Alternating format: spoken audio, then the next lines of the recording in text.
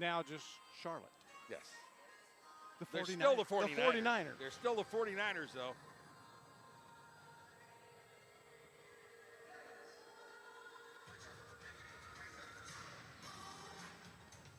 The roof from Tonio Armani to then we had Cupid last week. We got A.J. Robinson, a new sensation, country music, up-and-coming star. He'll be here at halftime. Corey Blank, Roger Bank doing their thing, but let's talk about the football team. How about Coach Damian Daniels? Last week, it went back and forth against rival Wheeling. They were able to win that by 2 points. The defense came out with a huge stop. Jakari Thomas had the interception. How about Blaine Espinoza? 4, that's right, 4 rushing touchdowns, and he did it with his legs. The defense made the stop at the end of the game for them to get the win. They're 1-0 in league play. Guess who they got coming up next? Mississippi. Now, Mississippi, they were in the AL2 last year. That's the league below us. They won the championship. Well, this year they started 0-1 as they got dominated by Jersey. Many people think Jersey, Wheeling, Columbus, those are all the favorites. But Mississippi, when I saw them warming up, there was a lot of chirpiness going on. Lions trying to come out and dominate. Mississippi trying to right the ship and not start 0-2. It's going to be a lot of fun here tonight. So if you're still at the house, get out the house. It's $2 education night. If you're a teacher, a custodian, a principal, a parapro, doesn't matter. You're in education. It's $2 to get in. $2 for family fun. Come on, man. Come and have some awesome time with us. A.J. Robinson at halftime. What we're going to do is we're going to take a quick break. When we come back from break, the voices you're going to hear on the broadcast, Mike Peacock, Dave Plata, they'll break down the game and more. It's the Lions pregame show on Lions Facebook and YouTube channel. Be right back after this.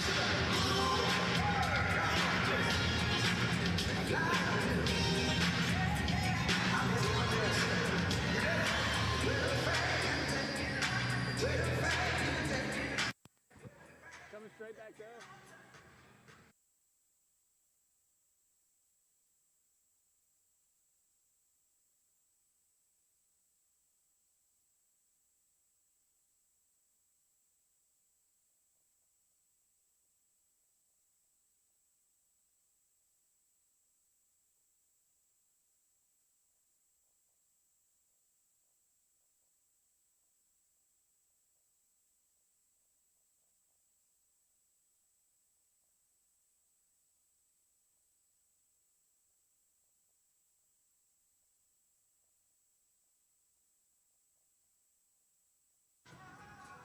And we're back here at the Columbus Civic Center. Mike Peacock with my man Dave Plata, bringing you the action again tonight. The Lions are 2-0, Dave, and they've got an impressive win against Wheeling last week when the defense really rose up at the end of the game. They've got Mississippi coming in this week. Yep, and now the way they won against Wheeling was so impressive. The way the defense stepped up, I don't know, 3 or 4 times in the fourth quarter. Wheeling kept threatening to tie things up. They stepped up, made the big play when they had to. And, of course, the big pick in the end zone by Jakari Thomas to ice the ball game. That was sweet. After winning the first game the way they did in such dominating fashion, 70-0 against an AAL2 team, they had to step up against a team that is going to be one of the co-favorites to win this whole thing, along with the Lions, of course, after that performance. No doubt. And Dave, Mississippi, speaking of AAL2, Mississippi won the championship in AAL2 last year, and they move up this year. Their first game was against the Peach State Cats from AAL2. Yep. They got a win in that one. Then last week, they played Jersey, and they kind of took one on the chin, 42-8. Well, just remember, Jersey had a score to settle with them because the AAL2 championship last year, Mississippi upset Jersey. Jersey was the team in the finals. They'd run the table, and then they went up, and Mississippi came back and beat them second time through to win the championship. So Jersey was kind of settling scores there. You have to figure that too. But this Mississippi team has got some talent in there. They got some players to really watch out for. One of their guys is defensive back Cam Kendall, who's also their kick returner. He played ball at UNC Charlotte. He can scoot, he can play. He's somebody to watch out for. Yeah. Now, they had quarterback problems. Their quarterback last week broke his finger. Yeah. So they had to bring a guy in. And the guy they brought in, his name is, let's see here, his name is Josh Edison. Edison is a veteran quarterback. He's played around a little bit. Last season he played with the Las Vegas Stars. Right. One other thing about this guy, he coaches. He coaches an women's indoor team down in Louisiana. He's originally from Lafayette, Louisiana, down Cajun country. And he coached the team he coached. has got good records. He's done a good job as a coach. Now he's going to step up as a veteran quarterback, try to take the reins for the Wolfpack, and see what they can do about righting the ship. Well, you know he's going to be a field leader, but he's going to have to put up with a defense, Dave, that swarms and really gets after the quarterback. And that secondary doesn't do a bad job either. No, I mean, it's a three-level game, all three levels, literally. Talk about second level. The third level, the secondary, has been solid. I mean, Thomas come with a pick. Two pick sixes. That's right. This year. And then, of course, you got the linebackers, Jacobin Ware especially. Jacobin Ware, beware D-Ware, because D-Ware went in. He's blocked two field goals, right. Come up with a lot of huge plays. Of course, the guys on the D-line have gone in and dominated there. No I mean, doubt. they're so good. I mean, they've been so solid, dominating in the trenches when they needed to. Well, this is going to be a good one. And like Thrift said, if you're an educator, a principal, a janitor, it doesn't matter what you do. If you're involved in education, get in the car, get down to the Civic Center tonight, $2 admission. You can't beat that. Absolutely. $2 to come see this team play, come on. I feel lucky. I got in here doing this, so I don't have to pay my $2. Right. But we're here. It's going to be a great ball game, and let's not forget the Lions' offense is pretty solid, Oh, too. yeah, absolutely. Oh, brother, we're going to have some more excitement there for sure. We'll have a lot to Fireworks, say about them, too. Indoor fireworks for sure. Absolutely. Well, we're going to throw it back to Thrift, and we're going to come back to you for kickoff here in a little while. Join us, everybody, and root these Lions onto a win.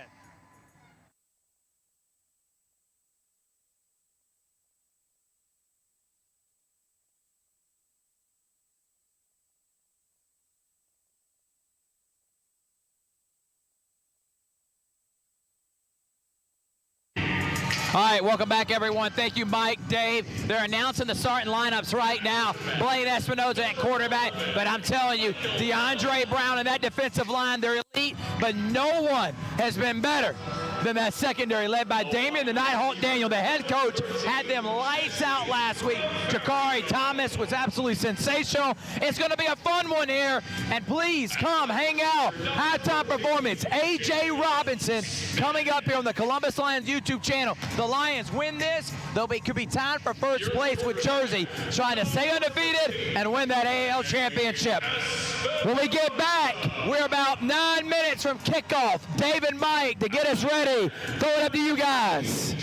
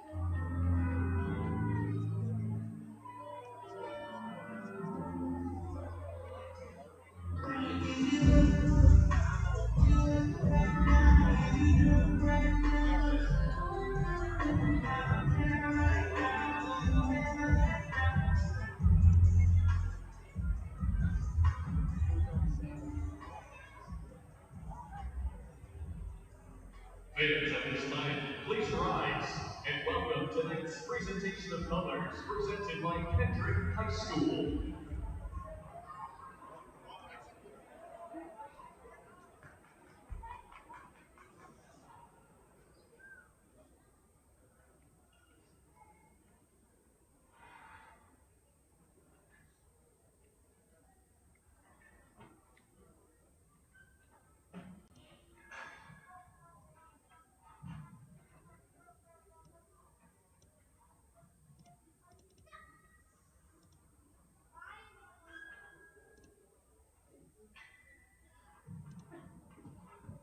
Fans administering tonight's invocation, please welcome Executive Pastor of Christ Chapel Church in Hamilton, Georgia, Matt Rustin. Would you join me in prayer? Father God, we come before you this evening. We thank you for the opportunity we got to gather together. We thank you, Lord, that you bless us with life and the ability to play this sport. And I ask your blessing on each and every athlete tonight. I pray that you keep them safe. Lord, I pray that you allow them to play with utmost sportsmanship. God, I ask your blessings, God, over the coaches, the refs, the entire staff tonight. We thank you, Lord, for the opportunity to come here tonight together. We ask your blessings and protection over all the fans this evening as well. We thank you, Lord, for your continued blessings. We love you and we honor you and we pray these things in Jesus' name. Amen. Fans, we ask that you please continue standing. And now to honor America and all the brave men and women who have served and currently serve our country, please kindly stand and remove your caps as we honor America with the national anthem. Performing tonight, please welcome television's The Voice contestant, AJ Robinson.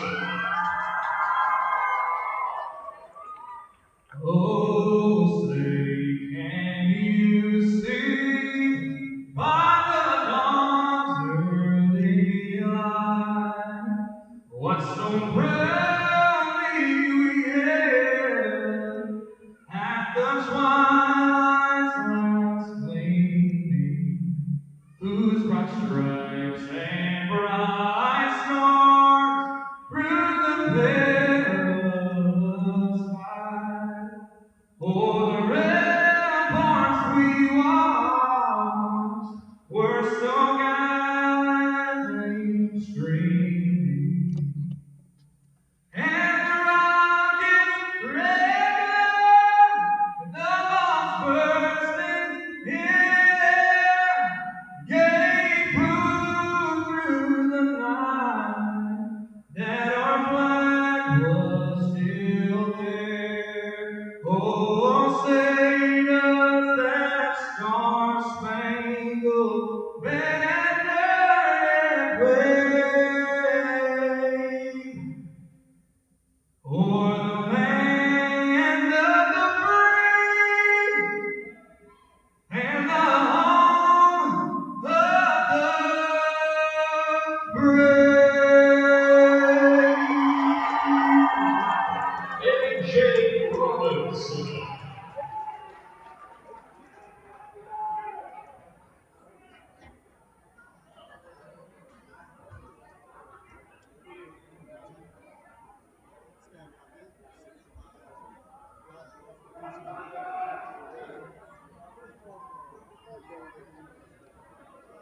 Tonight at the Columbus Civic Center, the Columbus Lions, 2-0 on the young season in the AAL, will entertain the Mississippi Wolfpack. Good evening again, everybody. I'm Mike Peacock, and with me, my partner, Dave Plata.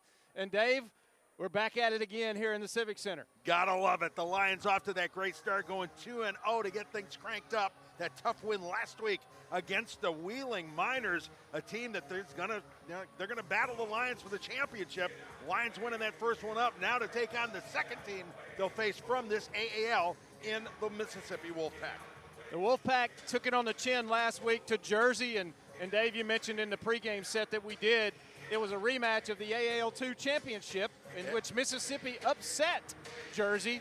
Jersey got a little vengeance last week with a 42-8 win. Yeah, you knew that they were going to kind of come back and get a little payback for last year, but that just means Mississippi's going to come out. They're going to come out with their hair on fire, I think. They got something to prove after losing their first matchup against an AAL team.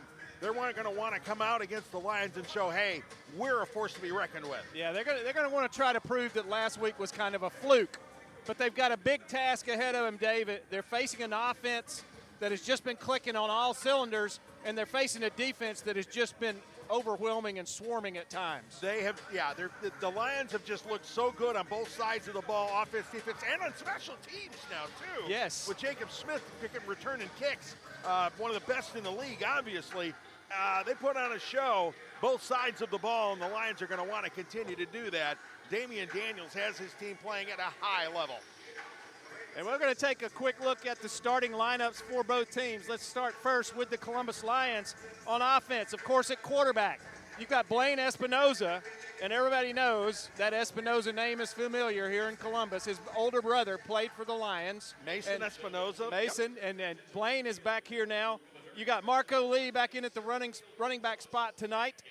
Jermon Fortson, Jakias Creedle, and Jacob Smith. And boy, are those three names electricity in a bottle, Dave. They have done such a great job. And, of course, the guys up front, McQuell Harvey at center, and the guys flanking him, Justin Umas and Jalil Mathis Ellis, the offensive line. They have done a great job protecting Espinoza, allowing him to get off to this great start. He's thrown 6 touchdown passes already. They really have. And he had 4 rushing touchdowns last week. How about that? All of them 1-yard runs. All of them 1-yard runs. That's being efficient. Absolutely, absolutely. Now let's take a look at the Lions defense.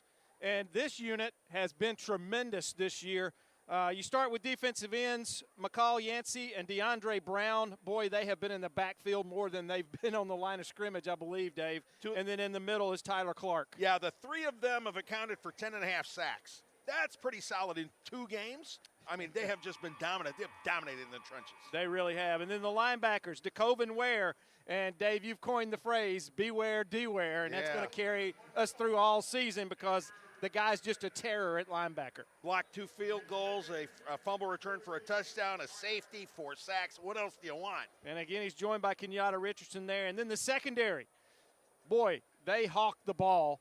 And you've got Grant Jackson, Jakari Thomas, Drell Green. Jakari Thomas with the huge pick last week to preserve the victory against Wheeling, and what a unit that's been. They've done such a wonderful job. Of course, their backup, the guy who's not starting, Marte Sears, has got a pick 6. He does. Pick your poison. And let's take a quick look at the Wolfpack. First on offense, quarterback this week is a new guy they had to pick up because their quarterback last week broke his finger, and that's Josh Edison. But the guy is a veteran. He's been around. He's a coach. Dave talked about it in the pregame. He coaches a women's indoor team. Which has some success, too. And that's going to make him a great field leader for this young Mississippi team. He's joined in the backfield by LaMarcus Kelly. And the 3 wideouts they have, Ty Petaway, Jalen Davis, and Dontrell Boyd. And then you've got offensive line, Jamal Bailey, Armon White at center, and you've got Teseo Wallace at the other offensive line spot. White is his veteran, by the way. That's why they got him at center. He's a veteran presence for the Wolfpack, trying to anchor that offensive line. All right, we're going to take a quick break, and we'll come back for the kickoff here in the Civic Center.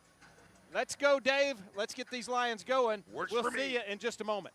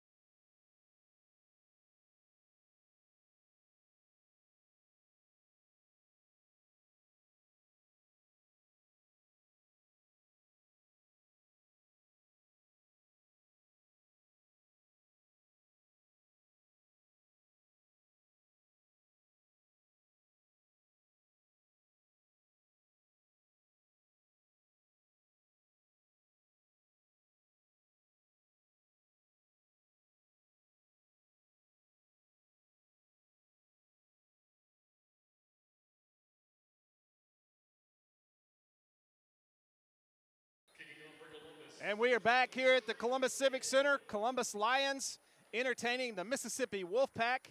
And we are about to kick this one off as the Lions kicker, Sharif Daniel, will put it in play. Sharif Daniel played his first game for the Lions last week. had a good game. Was a busy man for a little while. For sure. Hit 4 of his 7 extra point attempts. And Sharif will get this one. He had a couple of great kickoffs last week where he bounced the ball and got it over the boards. So here we go. We're about to be underway.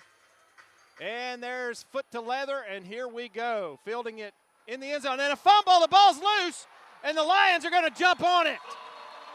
Wow.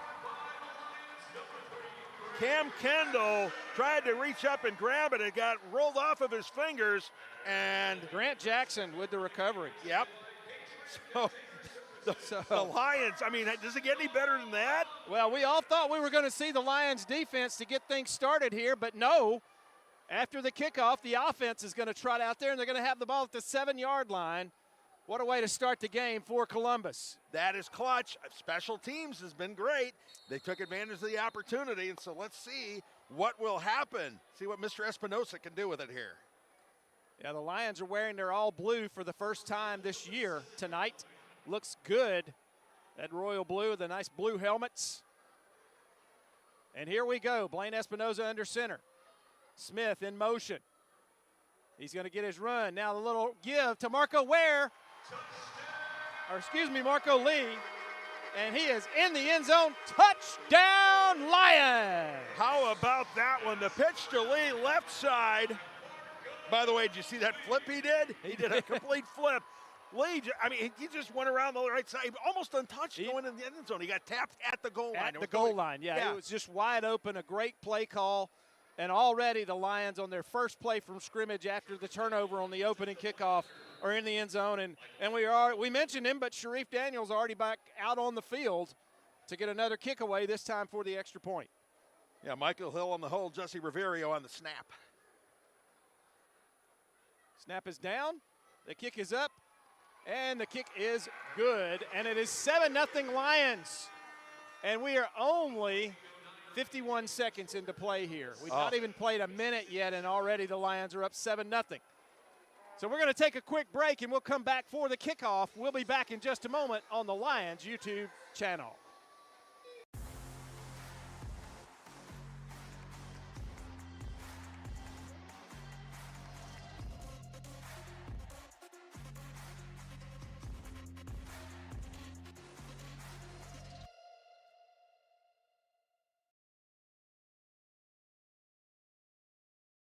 Imagine a life-changing injury. Imagine the fear and unknown. The Houston Clinic Sports Medicine Team, the only physicians in the area with advanced certification in orthopedic sports medicine, treats sports injuries with innovative techniques. The Houston Clinic has helped nearly 1 million athletes live without pain. Imagine getting back in the game. Imagine the best game of your life. The Houston Clinic Sports Medicine Team. Back here at the Columbus Civic Center, Sharif Daniel about to kick away his second kickoff. The ball is away. It's going to come down again at the goal line. And coming up the middle, a little better return that time, and that is Cam Kendall with the return for the Wolfpack. They're going to have much better field position, or they're going to have their first They're going to have field position. They'll have field position at the 18-yard line. Yes. Yeah, Kendall. Yeah, they was a little bit more conservative in going after it because he also had two guys drop back around him just in case it happened again. Right. So the Wolfpack offense comes out. They're going to be led by Edison.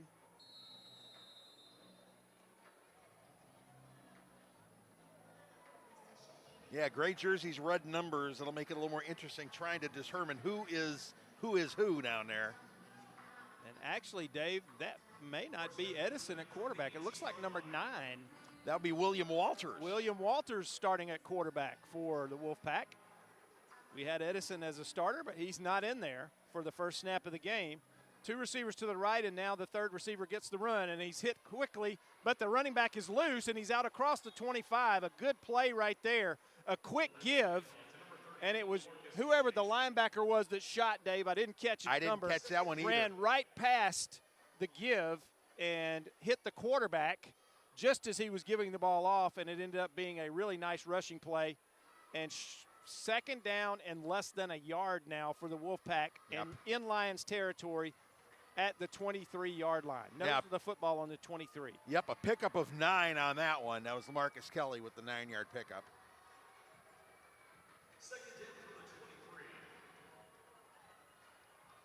So here we go. 2nd and 1 from the 23 for the Wolfpack. The snap. Quarterback's going to keep it on a delay. He's going to get inside the 20-yard line and pick up the first down.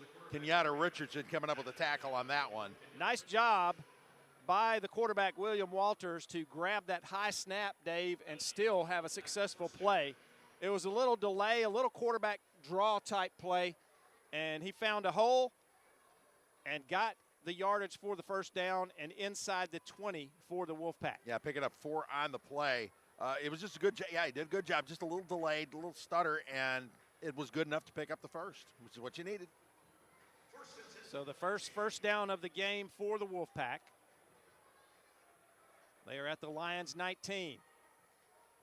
And movement in the backfield, and they finally do throw the flag. Yeah, Kelly just could not stay put. He shuffled his feet and twitched a little bit, more than enough for everybody to spot it. So back him up 5. So not what Mississippi wanted to see there on first down. They're back now at the 24-yard line, just near midfield, and it'll be 1st and 15. Maybe the Wolfpack has seen what the O-line or what the D-line can do, and they're getting a little anxious, trying to make sure they got something going. Getting that extra protection up there. The run, little sweep play.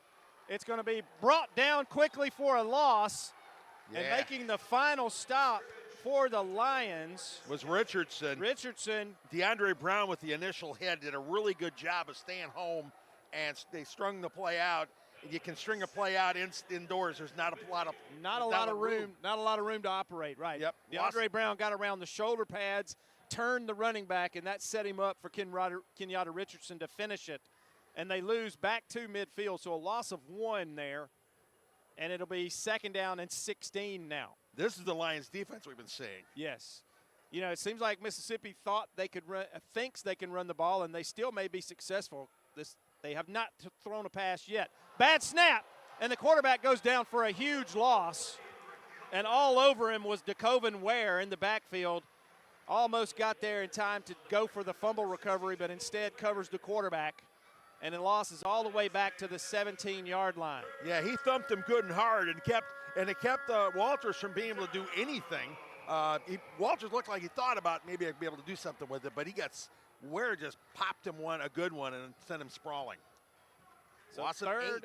Third and about Phoenix City for the first down. Which zip code are they in, and which one are they trying to get to again? Here we go. 2 receivers to the left, a single receiver to the right. Now the run. The long pass downfield is caught, and that is a touchdown for the Wolfpack. That was a really nice ball thrown by William Walters, and it was completed to Dontrell Boyd, and he just split 2 defenders, Dave, and Walters put it right on the money. Yeah, Jakari Thomas was the guy closest to him, but he didn't have a chance. That pass was thrown perfectly. So there you go. Well, you had a big yardage 3rd down play, and the defense not able to come up big. They gave Walters just enough time to get that pass off, and boy, did he throw a strike. And now they're going to go for 2 here and try to take the lead. That was a 33-yard touchdown pass, by the way. 2 receivers to the right. They get the run. They're going to run the sweep again, and it's going nowhere.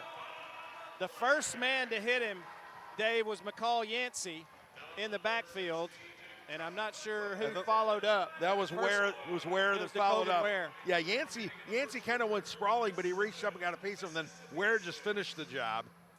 So that remains at 7-6 with 9:20 to go in this first quarter. We'll take a quick break, and we'll be back for the kickoff here on the Lions YouTube channel. Hello, everybody. This is DJ Jones with the Sports Visions Morning Show for the best in local, regional, and national sports news. Weekdays from 6 a.m. to 9 a.m. You can find the Sports Visions Morning Show on Facebook, YouTube. Also, you can listen to us on Apple and Spotify by typing in the Sports Visions Morning Show, and download the Sports Visions radio app right now in your app store today. Sports Vision 92.1. We are your hometown sports guys.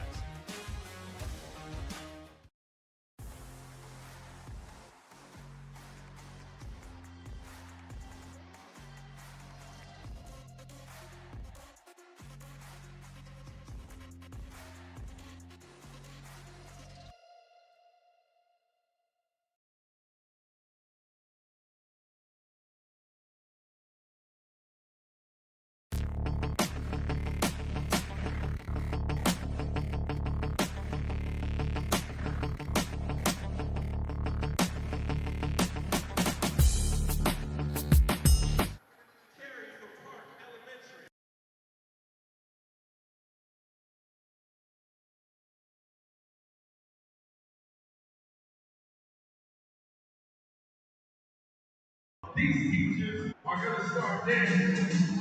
Yeah. When the music stops, you guys got to let me know who did the best. Teachers, here we go. DJ, keep that song going.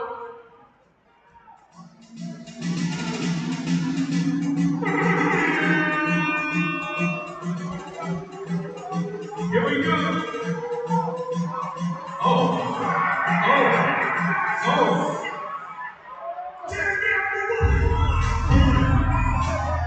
Okay. This is a family show. This is a family show. Okay.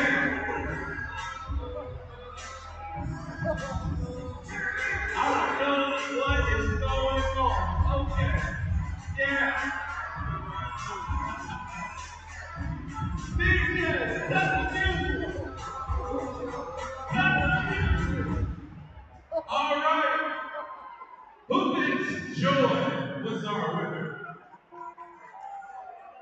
Who thinks Karen was our winner? Who thinks Brandon was our winner? Who thinks Louise was our winner? Was it Brandon? Give it up for all of our teachers. Brandon, you are the champion. Congratulations.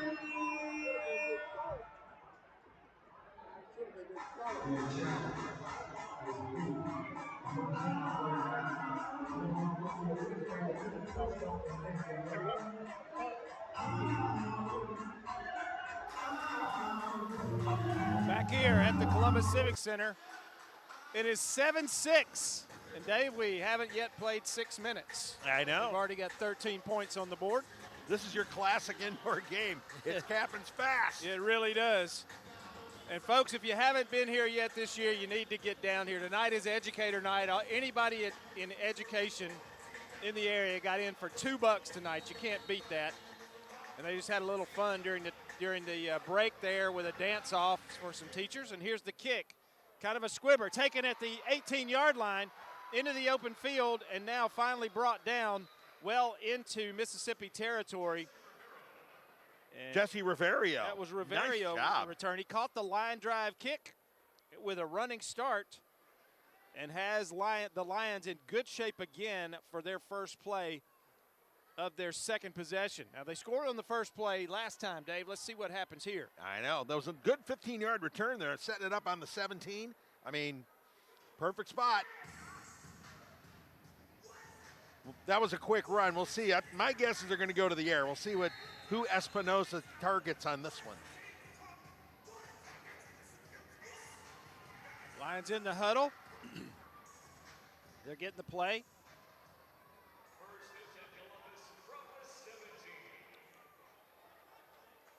Jesse Riverio is going to be the guy who gets the run. Smith and Fortson are to the left. The run is down. Looking into the end zone. Touchdown, Lions! Complete to Riverio. Now, Riverio hit the boards hard, Dave, and he's rolling around a little bit. I believe he's in some pain. They're going to get him checked out over there. His teammates are surrounding him right now, but what a catch, and he held it through the contact for the touchdown. And what a throw it was, too, because Espinosa put it where only Riverio was going to be able to get it. He had a guy on him. Up, Riverio gets it. kind of paid the price. It wasn't quite what you call a hospital ball, but it took a little bit of work for Riverio. Dave, that'll go down also as a first down for the Lions offense. Yes, the first bank first down. First bank first down, the first one of the game for the Columbus Lions. Now, you might want to give that collision with the boards there, the big hit, brought to you by Sheffield Collision, but we're going to save that for the defense. As Riverio did crash into the boards really hard, and he's going to get looked at over there. And they're going to go for two. The Lions are going to keep the offense out there, and they're going to go for two here. They kind of have to because Riverio is the long snapper. So that means going for two is probably the smart move here. Marco Lee back in. And now they're going to set a play. Espinoza will be under center. Flood the zone. Cradle. It is good. What a catch by Cradle. He grabbed that one. Espinoza threw that where only number 8 could catch it, and number 8 did his job and caught it, Dave. Once again, Espinoza perfect throws. Getting it on a rope right there. Cradle was the only guy he had. He had a lot of guys around him, but it was perfect pass. Cradle hanging on after getting shoved into the boards. So just over a minute after the kickoff, it's 8:07 left in this first quarter, and it's 15-6 Lions. We'll take a quick break. We'll be back for the kickoff here on the Lions YouTube network.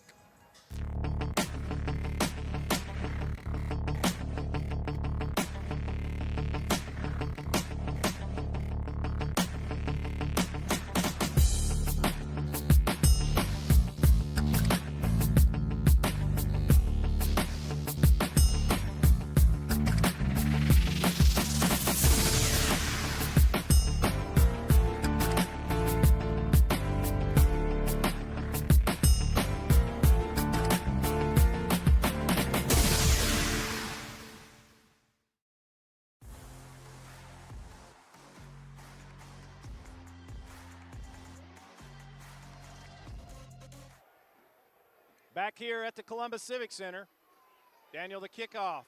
Little line drive bouncer going to be taken at the 4-yard line. Ooh, and some speed there from the Wolfpack return man. That is Josh. Was that Edison? It may have been Edison. I believe it looked that like was number Josh 5. Edison. Looks like number 5. Yep, Josh Edison with that return, and he showed some speed, Dave. He did. He scooted right there. I mean, he picked it up, what, about the 4, right? Yep. Did he get it? Where are they going to put spot it? At the 25, so 21-yard return. And 1st and 10 for the offense at that point. So here we go. We'll see how the Lions respond after that long pass play. Well, Mississippi's been content to run the football, Dave, and when they have put it in the air, they were very successful on the touchdown play with a strike from Walters. Yeah, it was good touch on that pass. It was perfectly done. I mean, split 2 defenders. So here we go. Single receiver to the right, 2 receivers to the left. One of those will get the run. And looking, throwing complete across the 20-yard line, or inside the 20-yard line down to the 17. And that was complete to Dontrell Boyd. Yeah, he ran a little hitch route where he did the run, turn around, boom. Gain of 8 yards right there. Yeah, 8 yards. I mean, that's what you want to do. Quick hitters, 7, 8 yards on plays like that. Get the guy on the run, have him turn around, boom, hit him. So far, the Mississippi offensive line doing a good job of giving Walters time to throw the football. Here we go. They're going to give this time to the fullback, and he's going to be swarmed under. Maybe got a yard on forward progress. We'll see. That was Ware. Where's the one? D-Ware. Getting a little help there from Clark and from, looked like Clark and Yancey. So here we go, 3rd down and 1. They have to get it to the 15-yard line for a first down. 6:10 to go in the opening period.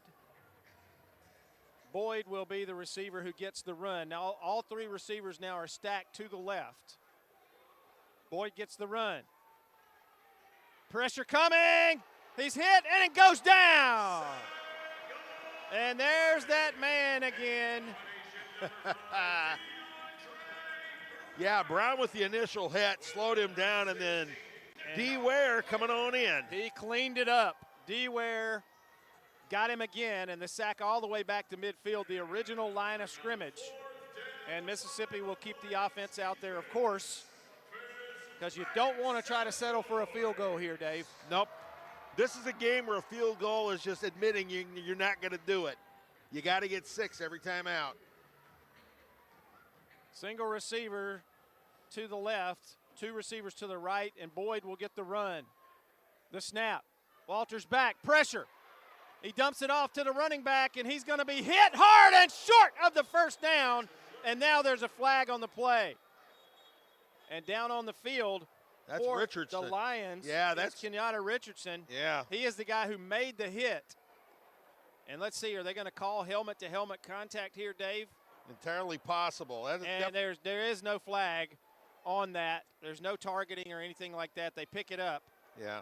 That's a Sheffield Collision big hit if I ever saw one. That was definitely a Sheffield Collision big hit. Yeah.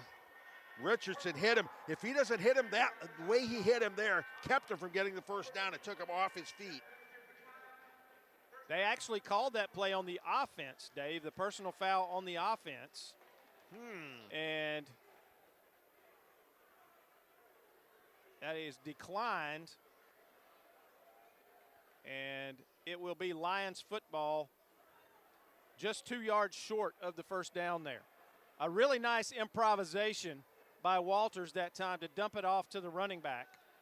Yeah, that little shovel pass. He didn't have a choice because he was getting chased, but good. And, of course, Kelly was there kind of as an outlet, and that little shovel pass worked. And a lot of class by Walters right there, Dave. He took a knee right there and waited until Richardson got up off the turf and then gave him a big thumbs up. So a lot of class by Walters, the quarterback for the Wolfpack. Yeah, definitely. You got to like seeing that. These guys have got a lot of respect for each other. If you're down there doing battle, you got to respect the guy across the line from you. So the Lions take over. This is by far the worst field position they've had of the night. Yeah. And maybe we'll get to see more than one play, but I'm okay if we don't. Yeah, one play 7, one play 17, 2 TDs. Yeah, I've been good with that so far. Espinoza under center, 2 receivers to the left, single receiver to the right, and now we've got a timeout for the officials. Let's see.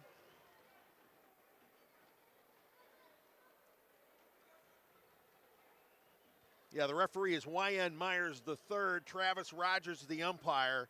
Cedric McKeithen is the head linesman. Lamar Harris is the line judge. Herman Lewis Jr. the back judge.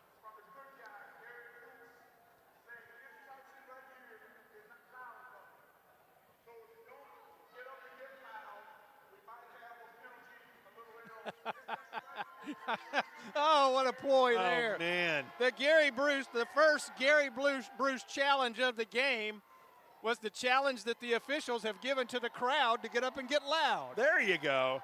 They said if you don't get up and get loud, we might have a penalty later in the game that you don't want.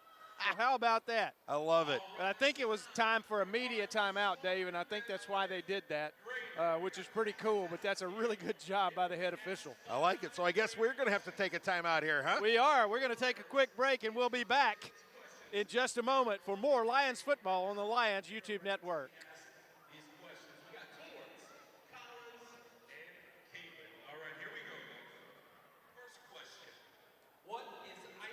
Hello, everybody. This is DJ Jones with the Sports Visions Morning Show for the best in local, regional, and national sports news.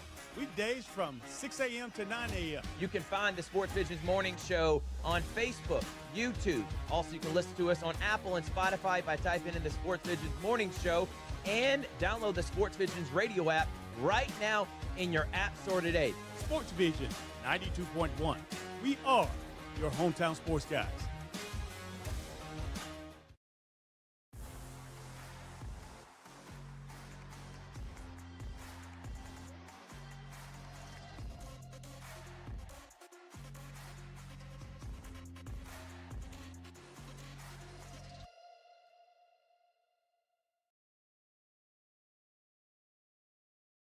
At Jack Houston Memorial Hospital, our focus is you.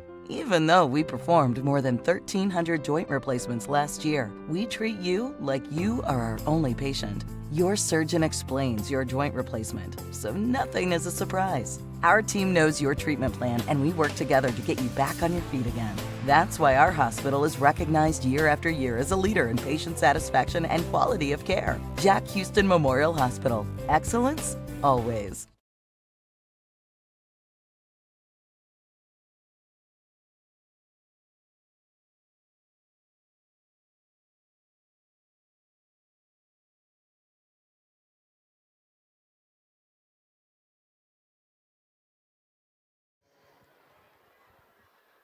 Fourth question, what makes a noun?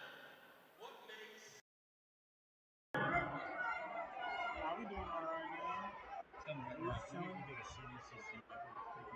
What is a noun?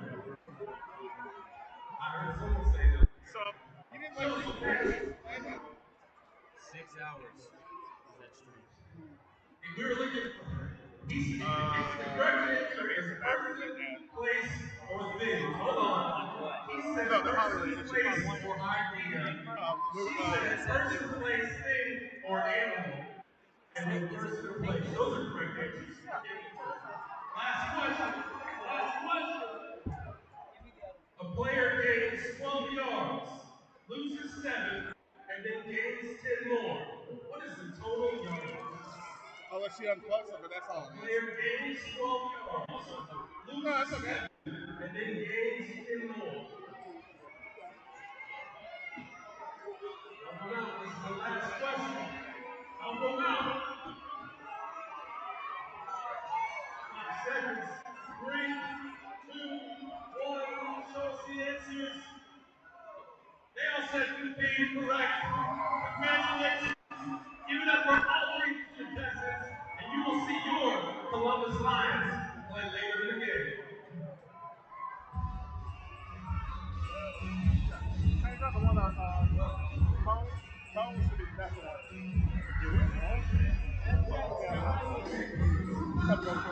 Stand by, guys. First down loss from the 17. Back here at the Civic Center, first down for the Lions at the 17-yard line. Espinoza back to pass, looking, got a little pressure over the middle. Oh, and he overthrew. That is Jakias Cradle. Yeah. That he overthrew there. And I think he was expecting Cradle maybe to go back to his left, Dave, and he kind of took a step to his right, and that ball sailed a little bit on Blaine Espinoza. Lucky to get away with that one without a turnover. Yeah, Alain Lorminier almost picked that thing off. He was beating on the turf because it was like, I had it. I don't believe I couldn't. Yeah, that was a tough one for Lorminier. For the Lions, take it as a gift.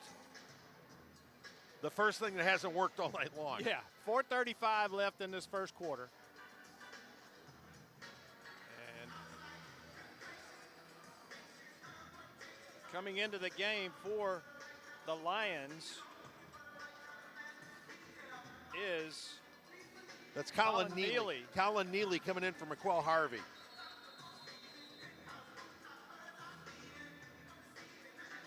I think Mathis, second down and 10. Yeah, Mathis Ellis, I believe, is going to slide in and take over as, he will take care of the snap.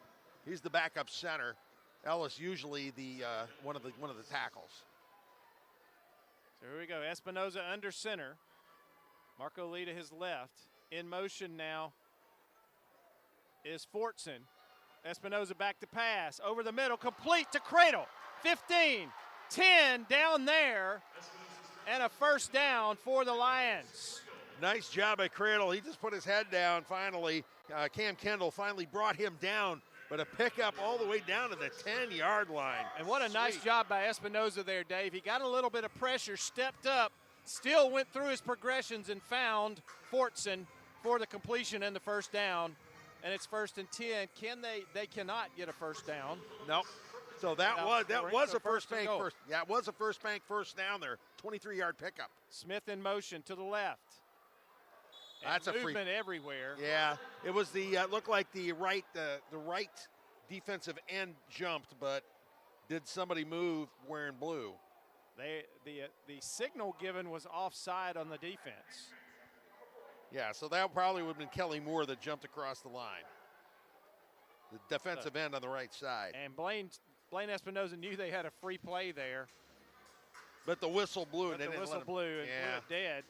Yeah, he was a little bit upset by that. I know, you want to do the Aaron Rodgers thing where it's kind of like free play, let's go.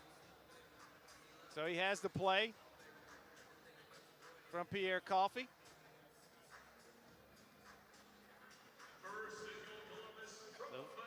It's first and goal now from the 5. Jarmon Fortson will get the run. Smith and Cradle are wide to the left. Espinoza looking, finds across the end zone. Fortson, touchdown, Lions! That was Cradle that got that one. Yeah, Cradle, that was Cradle, not Fortson. I thought I saw the 6, but it's the 8 for Cradle. But it's 6 for the Lions. But it is 6 for the Lions, and they are up 21-6 now. And let's see who's going to hand. All right, we've got our Riverio is back in the game, snapping. These guys are tough. Remember that. That's good news. And Sharif Daniel in for the extra point. The snap, the hold, the kick, it is up and it is good. Sharif Daniel 2 for 2 tonight, and it's 22-6. Lions with 2:18 to go in the first quarter. We'll take a break and we'll come back for the kickoff here on the Lions YouTube network.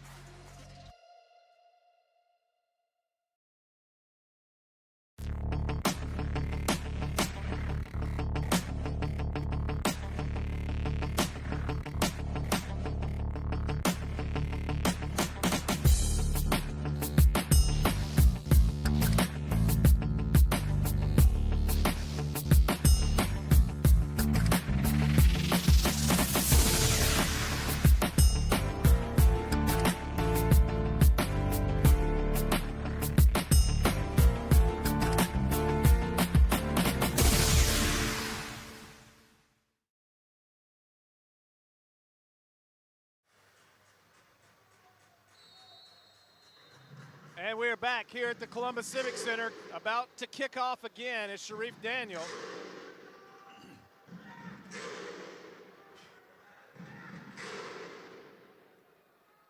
Crowd getting loud, getting into this one. He puts toe to leather.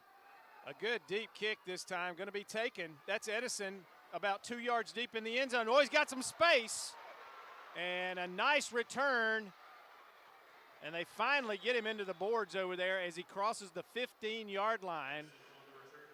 And Josh Edison, Dave, he reminds me of number 14 for the Lions. Got some He's got some fleetness in those feet. He did. He made a couple of nice cuts, and 4 or 5 lines got on him, and he didn't. He kept churning, kept going. That's how you're supposed to return it. I mean, you're looking at, what, a 37-yard return. So first down from the 15-yard line for the Wolfpack. And they got to get everybody back out on the field here. Finally, the running back comes out.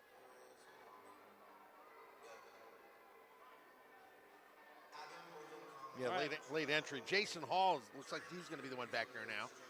Walters, make sure he has the play. All 3 receivers are going to be to the left side this time to begin things here. And now they switch one over as Ty Pettaway will come to the left. 2 receivers to the right. Pressure coming, and he goes down. Yeah. And who is it, Dave? Beware, D-Ware. Beware, D-Ware. DeCoven Ware with the sack. He blitzed from that left side of the defense right to the right of the quarterback, got through a gap and was on him quickly, and a big sack for the Lion defense. Loss of 6 yards on that one. Ware has just been eating them up alive. He gets great penetration every game. So far, every game, he's gotten great penetration on opposing offensive lines, and he has just wreaked all kind of havoc. So here we go.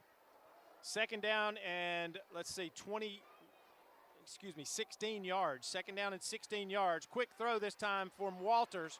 Good cut by the receiver, but then he is met hard by number 25. That's Neely. Fallon Neely of the Lions. And he's brought down, and he is about the 17-yard line. So that's going to make it 3rd and 12 here for the Wolfpack. Yeah, remember the Lions got Neely during that AAL2 draft. They got him from the Carolina Predators. Right. Good pickup, obviously. So we're ticking down under 20 seconds now in this first quarter. Walters in the shotgun, got his protector next to him. Boyd gets the run. Quick throw, knocked out of his hand. The ball's loose, and it's recovered by the Wolfpack. Looks like one of the big guys got that one. One of the linemen jumped on it. That's number 99, Tizeo Wallace, who grabbed that fumble. I didn't see Dave, who from the Lions got the hand on the football as he put it back to throw, but it was slapped out of his hands, and it was loose for a moment, and a gray jersey jumped on it. Yeah, it was a good job by the line, of course, getting in there. Again, they have gotten great penetration. The Wolfpack offensive line has been good in spots. They've given them a little bit of time to throw, but not a lot. And like the Lions have made whatever adjustments they've had to make, and they're getting back in there and ripping things up again. Absolutely. That's the end of the first quarter. So we'll take a break. It is 22-6 Columbus. We'll be back in just a moment on the Lions YouTube network.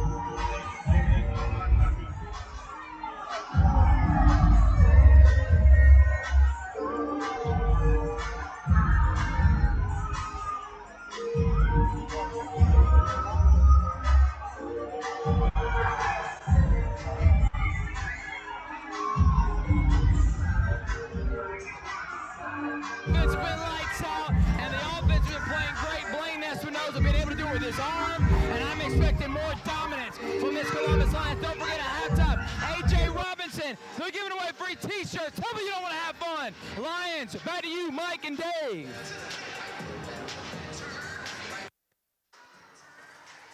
Back here at the Civic Center.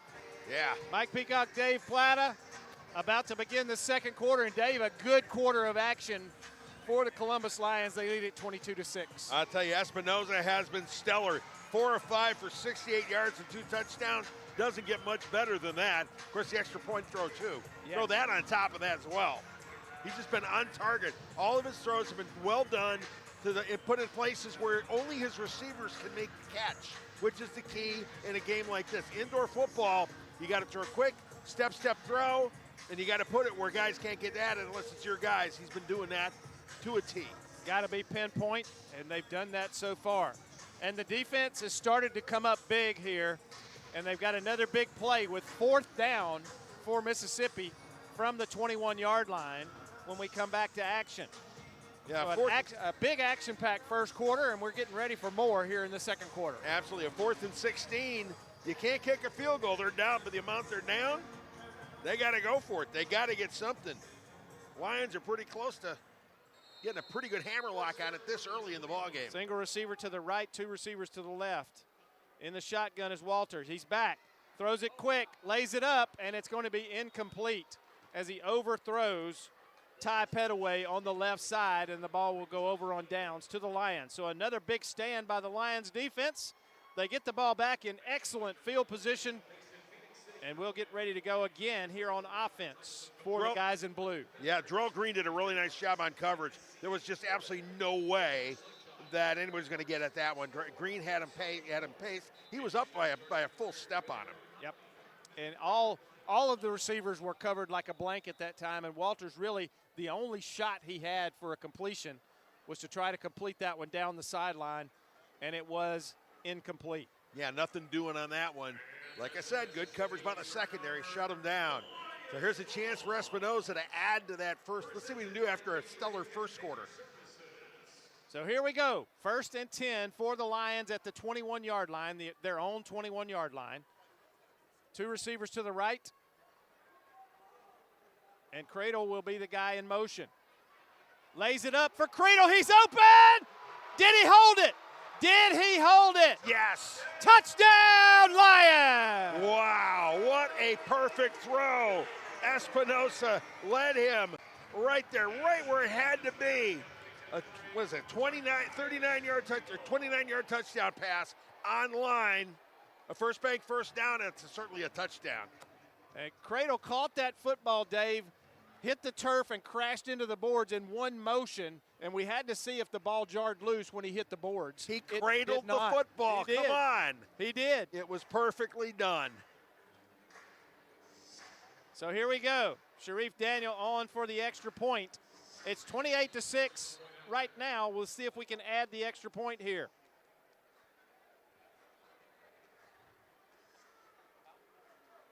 The snap is down. The kick is good. Right down the middle. And it is 29-6, 12:54 to go in this second period. We'll take a quick break and we'll be back for the kickoff again here on the Lions YouTube network.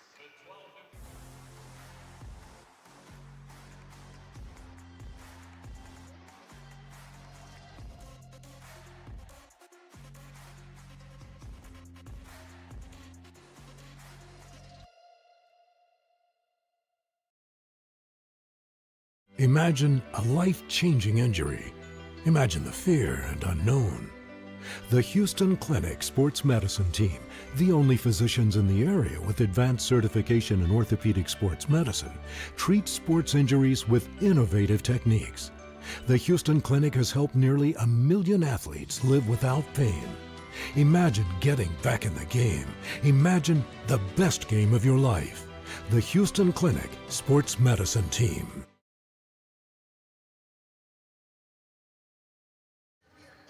Yeah.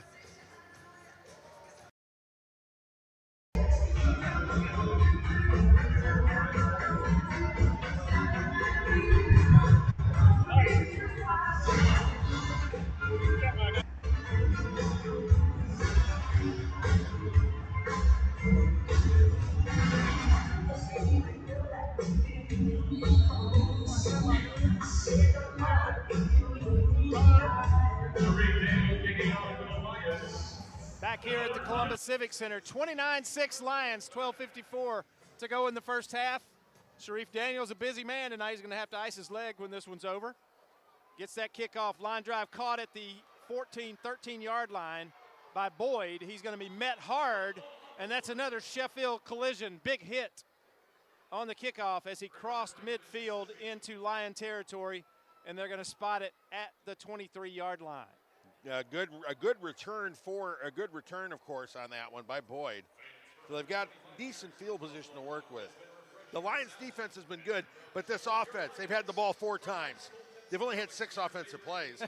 A 1-play drive, 7-yard touchdown, 1-play drive, 17-yard touchdown, 3 plays, 33 yards and a touchdown, 1 play, 29 yards, touchdown. That's efficient. That is efficient. Yeah. Absolutely. I hope they don't care about time of possession. They might lose that battle tonight. Yeah, and smile the entire way. Absolutely. Here we go. Mississippi with 1st and 10 from the 23-yard line. Walters in the shotgun with his protection next to him. And now that's Edison, I believe, that has come into the game in the slot, and he's downfield. And now they're going to run it. Walters is going to keep it as he was under pressure, broke the pocket. Dave, I'll be honest with you. I was watching number 5 because he's so electric. And I thought they were going to be keying on him there. And Walters pulled it and ran for a good gain of about 6 yards there. Yeah, the initial hit was by Richardson, and Richardson shaken up, limping off the field. So we'll see. That's probably Marte. Yeah, Marte Sears coming on in to take his spot. Pickup of 6 yards on the play.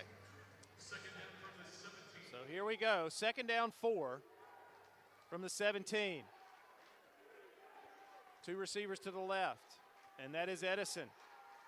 And good coverage, and he had to get rid of it. Walters had to get rid of it as DeAndre Brown was breathing down his neck right there. Yeah. And he could not hit Edison on the little stop route. Edison stopped his route, tried to help him out there, but he couldn't get the football to him. Yeah, Brown he's just in the way. There was nothing he could do about it. He had to get rid of it because otherwise he was toast. So here we go. 3rd down and 4 now from the 17. This defense coming up big again. They forced another 3rd down. Let's see what happens here. Walters in the shotgun. To his left is his running back. 2 receivers to the left, 1 receiver to the right. Boyd will get the run. The snap. Walters throws incomplete. And he got pressured hard right there at the end, and he took a shot right as he threw the football. Jakari Thomas was looking to try to jump the route, but he got hit, and the throw went awry. Thomas kind of dove for it, sort of. But yeah, Walters might want to be glad that he got that pressure right there, because you're right. Jakari Thomas was doing a Jakari Thomas thing. He was sitting back sniping that route. And there was nothing between Thomas and the end zone but stripes. So here we go, 4th down. Once again for the Wolfpack. Boyd will get the run from the left side, a single receiver to the right. Walters in the shotgun. The snap, pressure coming, and it's complete down to the 5-yard line and inside the 5 and keeping his legs going. And that was Boyd who gets down to the 2. Let's see, are they going to spot it? They haven't set it down yet. We're going to give him the 1-yard line. Good job of second effort by Boyd right there when he caught the ball. He caught it at the 5-yard line. He kept churning, though. Kept churning, got it to the 1. Drell Green had him on the 4, and he dragged Green and Marte Sears all the way down to the 1. I mean, let's face it. Well, Dave, I'm going to give a compliment here to the offensive lineman on the left side of the offensive line, because he could have been guilty of holding there, and he let go. But he held up the defensive end. I think that might have been Ware. Yeah. Just long enough for Walters to get that pass off. Yeah, Wallace did a good job on that. So a quick pass. And to the ground there. Great coverage by the Lions. Yep, that wasn't going anywhere. It was meant for the Davis? No, that would have been Ty Petaway. They were aiming for Petaway on that one. He had to throw that one quick, or it was meant to be thrown quick, but the Lions had a blanket over everybody there, and he threw it into the turf. And it's 2nd down and goal. All right, defensive stand. Their backs to the wall here. They've only made really one mistake all night long, and that was that long pass down the middle of the first pass that Walters threw. Since then, they've been playing pretty much a flawless ball game. It's going to take a big play here, though, to keep him out of the end zone. All 3 receivers to the right. Boyd will get the run. Walters puts him in motion. The give, and he's hit immediately. Look at who it was, Dave. Beware, D-Ware. Beware, D-Ware shot the gap and nailed the running back in the backfield for a loss of 2, and it's 3rd down and goal. With their backs against the wall, against Wheeling, they took care of business. Thomas with a pick in the end zone. They got 2 more plays, and I believe this is 4-down territory. And, Dave, that qualifies as a Sheffield collision big hit right there no from doubt Owen Ware. No doubt about it. As he jarred his teeth there on that play and got him down at the 3-yard line. So here we go. Got to do it twice more. Let's see what the Wolfpack throw at the Lions this time. All right, 2 receivers to the right, a single receiver to the left. Boyd again will be the one to get the run. He's going to go in motion to the left side. And a snap infraction. Yeah, they're saying that Wallace moved. We'll see what the white hat says. The white hat says snap infraction. Wallace moved. Yep. 99. It said it was Wallace. He can't move that football, and he did. Nope. And now suddenly from the shadow of the goal line, now you're suddenly on the 8. Yeah, you got to remember this drive started, Dave, at the 1-yard line, or this possession after the first down started at the 1-yard line, and now it is 3rd and goal. Let's see, they're trying to get a football in there. They haven't marked the penalty off yet, but it's going to be at the 8-yard line. Yeah, they've been backing them up. They're doing what they got to do, and of course the Wolfpack helping out with that one. So 3rd and goal from the 8. Two receivers to the right. Boyd will get the run.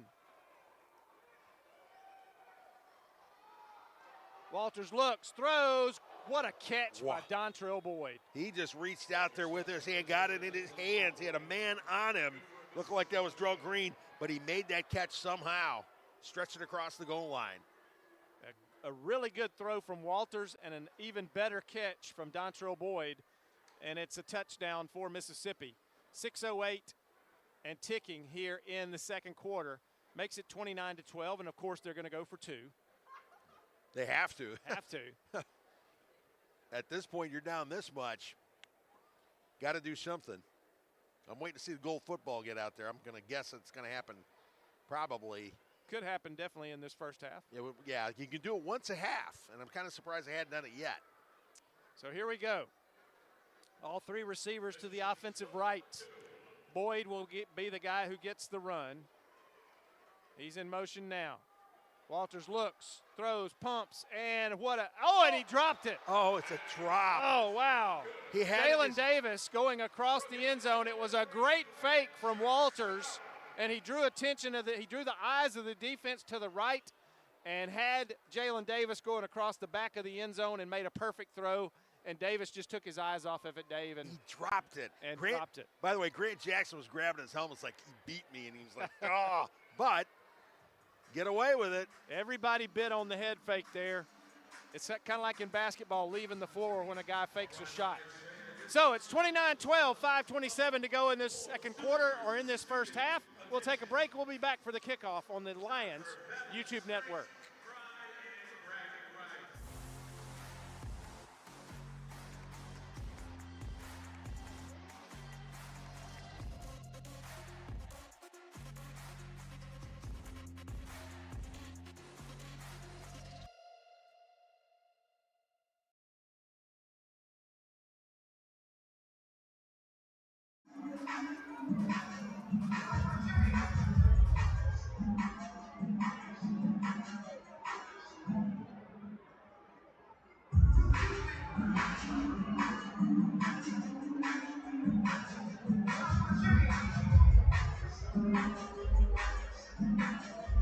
All right, when I say go, you know what it is. You gotta hit this flag to that cone. You gotta hit that flag to that cone. You guys ready? In 3, 2, 1, go! This is match 2 out of 3. Come on! Get it, let's go! Y'all got any saxophones? Get it up, bro, let's go! Gotta work as one! You gotta work as one! Are you hungry? Come on, don't you lose it! Don't you lose it! Come on, come on! Come on, girl, come on! That's it! One more! 2 out of 3! Here we go, 2 out of 3! Get back in it! You guys ready? 3, 2, 1, go!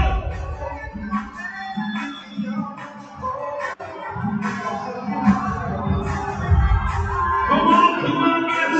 That's it! That's it! This is the tiebreaker. No, that's it. But give it time. It's time.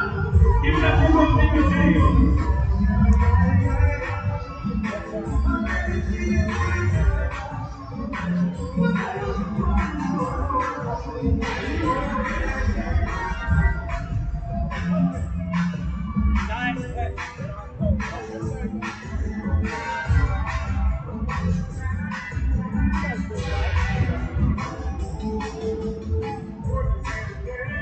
Back here at the Columbus Civic Center, and Dave, a spirited game, a tug-of-war there between two of the schools present tonight.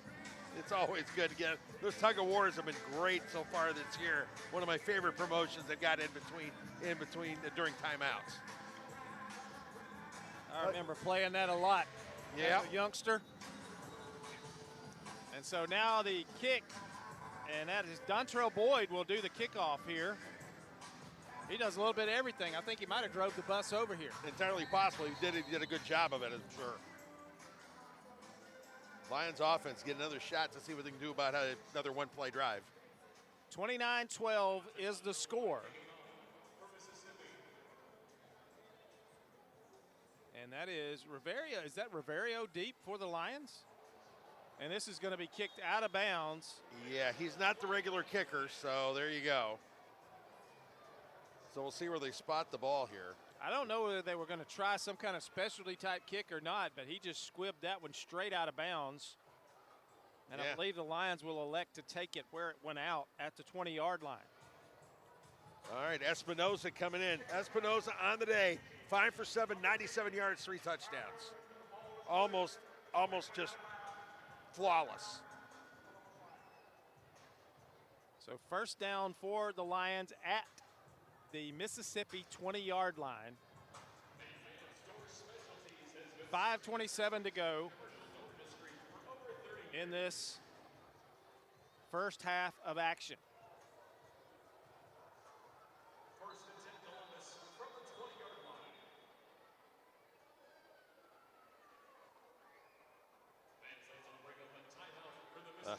Okay, Mississippi with that timeout here. Mississippi calls a timeout, so we'll take a brief break with them as well. It's 29-12 Lions. We'll be back in a moment on the Lions YouTube network.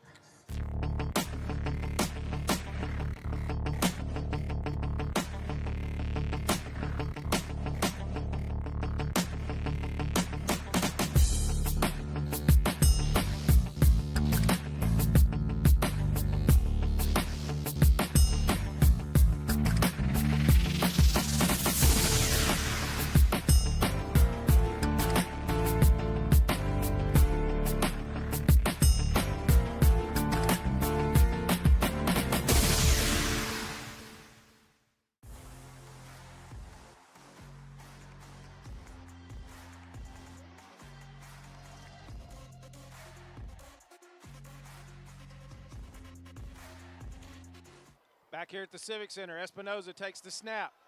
He's under pressure, and he's going to go down. First time they've gotten any kind of pressure on him at all, and that's Armand White, who's playing both sides of the ball now. Yep. Espinoza was looking, and he took a little bit more time, and it cost him there as he couldn't find a receiver right away, and then Armand White got hold of him and got him down to the turf for the sack, back to midfield. We're under 5 minutes now in this first half of action. First time he's been sacked all year long. It is. You are correct. So here we go. Second down and 15 for the Lions. 2 receivers to the right. That's Fortson and Smith. Cradle in motion. Espinoza steps up. He just lost it. He was juggling that ball. It was almost a tremendous catch over there by Jamon Fortson. Just a little out of his reach. Espinoza just got a little bit too much on that. And Dave, I believe if Espinoza has it to do again, he probably pulls that ball and keeps it. Might have gotten down inside the 15-yard line before being tackled. He almost crossed the line of scrimmage before he threw it. Yeah. Got rid of it right at the stripe. And he had Green in front of him if he had pulled and run. And Fortson almost pulled that one out, so. Third down now and 15. Smith gets the run. Espinoza steps up the throw, complete, first down. Fortson inside the 5, and he's into the boards. What a play by Espinoza. He waited, and finally found Fortson coming across and threw a strike. And Fortson's a hard guy to bring down. Jermon's a big dude. I mean, he's a veteran, and he knows how to use his size and speed. I mean, 6'3", 220, but he is quick, and he has great hands, taking it all the way down to the 3. They mark him down at the 3-yard line, first and goal for the Lions. Cradle and Fortson to the left, Smith wide to the right. Fortson in motion. The give, Marco Lee to the end zone. Let's see, did they get him in? Yes, touchdown, Marco Lee, and touchdown, Lions. Lee just put his head down and just kept on chugging. The former Hardaway Hawk had it all the way, though. Lee's second touchdown run of the night, a 7-yarder, and now the 3-yarder. By the way, Dave, let's back up in just a moment. Prior to that play, that was a first bank first down that got him first and goal. And a touchdown by Marco Lee. Who took it to the bank on that one. Second touchdown. Good one there, Dave. Thanks. Second one of the night for Marco Lee. It's 35-12, and Daniel on for the extra point.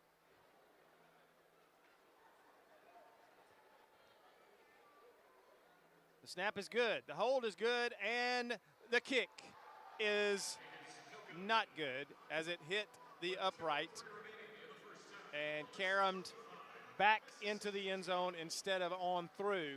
So a missed extra point, but that's okay. It's 35-12 with 2:03 to go in the first half.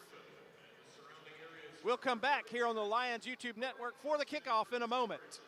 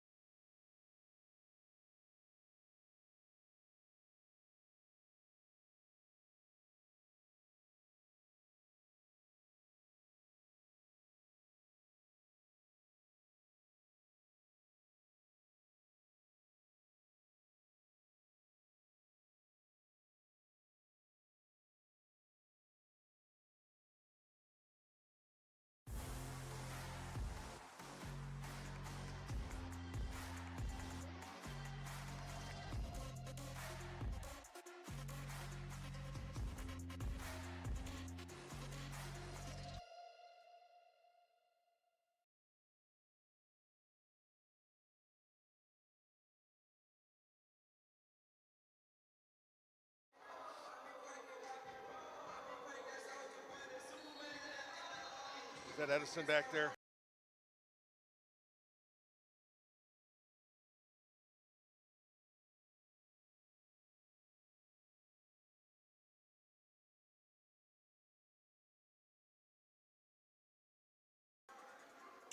Back here at the Civic Center, Daniel with the kickoff. A bouncing kick.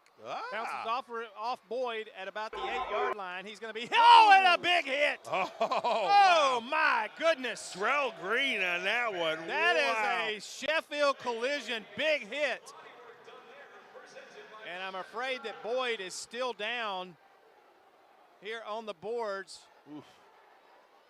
And they're trying to get the trainer out there. He took a huge hit.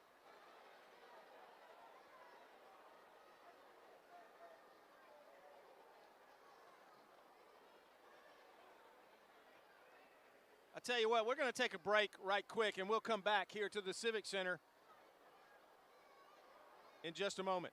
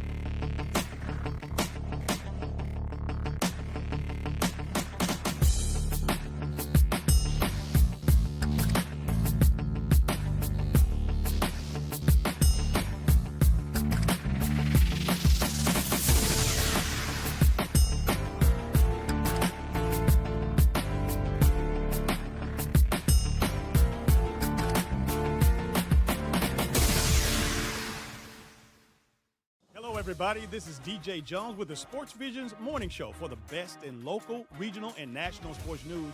Weekdays from 6 a.m. to 9 a.m. You can find the Sports Visions Morning Show on Facebook, YouTube. Also, you can listen to us on Apple and Spotify by typing in the Sports Visions Morning Show, and download the Sports Visions radio app right now in your app store today. Sports Vision 92.1.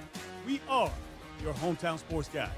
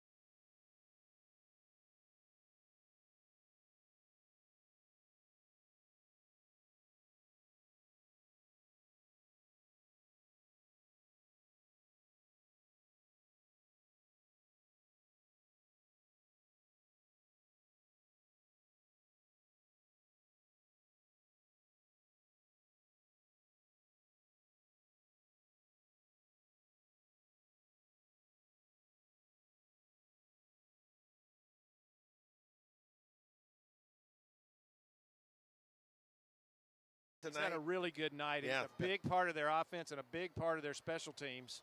Yep. And that's a tough loss for the Wolfpack. But it is a part of this game. It is, like you said, it's a collision.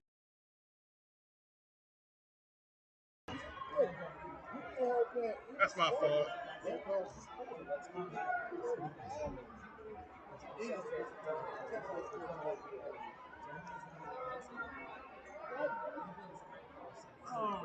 I'm sorry, that's my fault, guys. Here we go.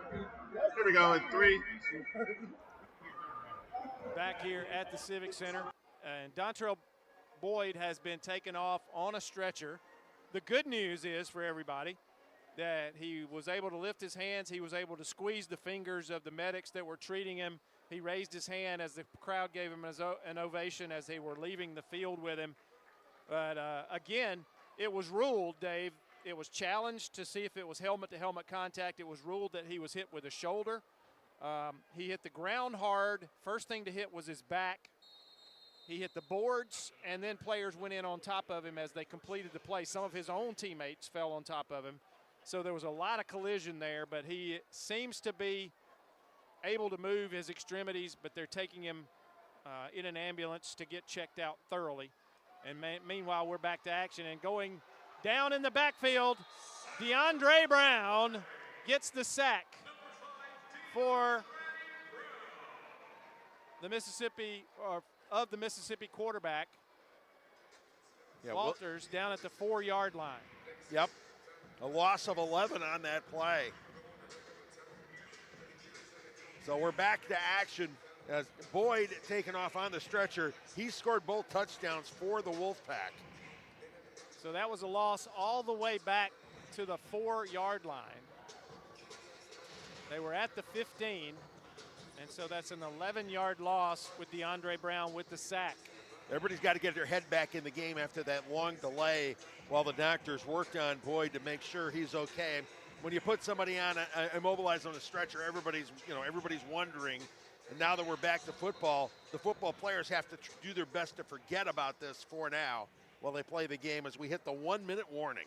1-minute timeout has taken place. So we will take another break, and we'll be back here to the Civic Center on the Lions YouTube network. Hello, everybody. This is DJ Jones with the Sports Vision's morning show for the best in local, regional, and national sports news. Weekdays from 6 a.m. to 9 a.m. You can find the Sports Vision's morning show on Facebook, YouTube. Also, you can listen to us on Apple and Spotify by typing in the Sports Vision's morning show, and download the Sports Vision's radio app right now in your app store today. Sports Vision 92.1. We are your hometown sports guys.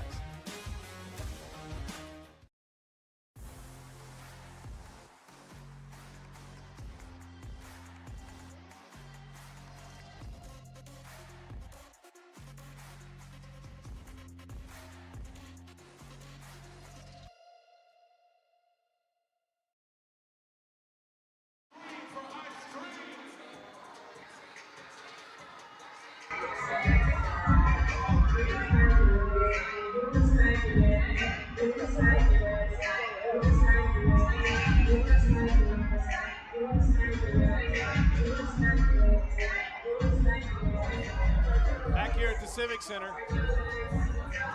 the 1-minute timeout has taken place. 35-12 Lions with the lead. Mississippi second down.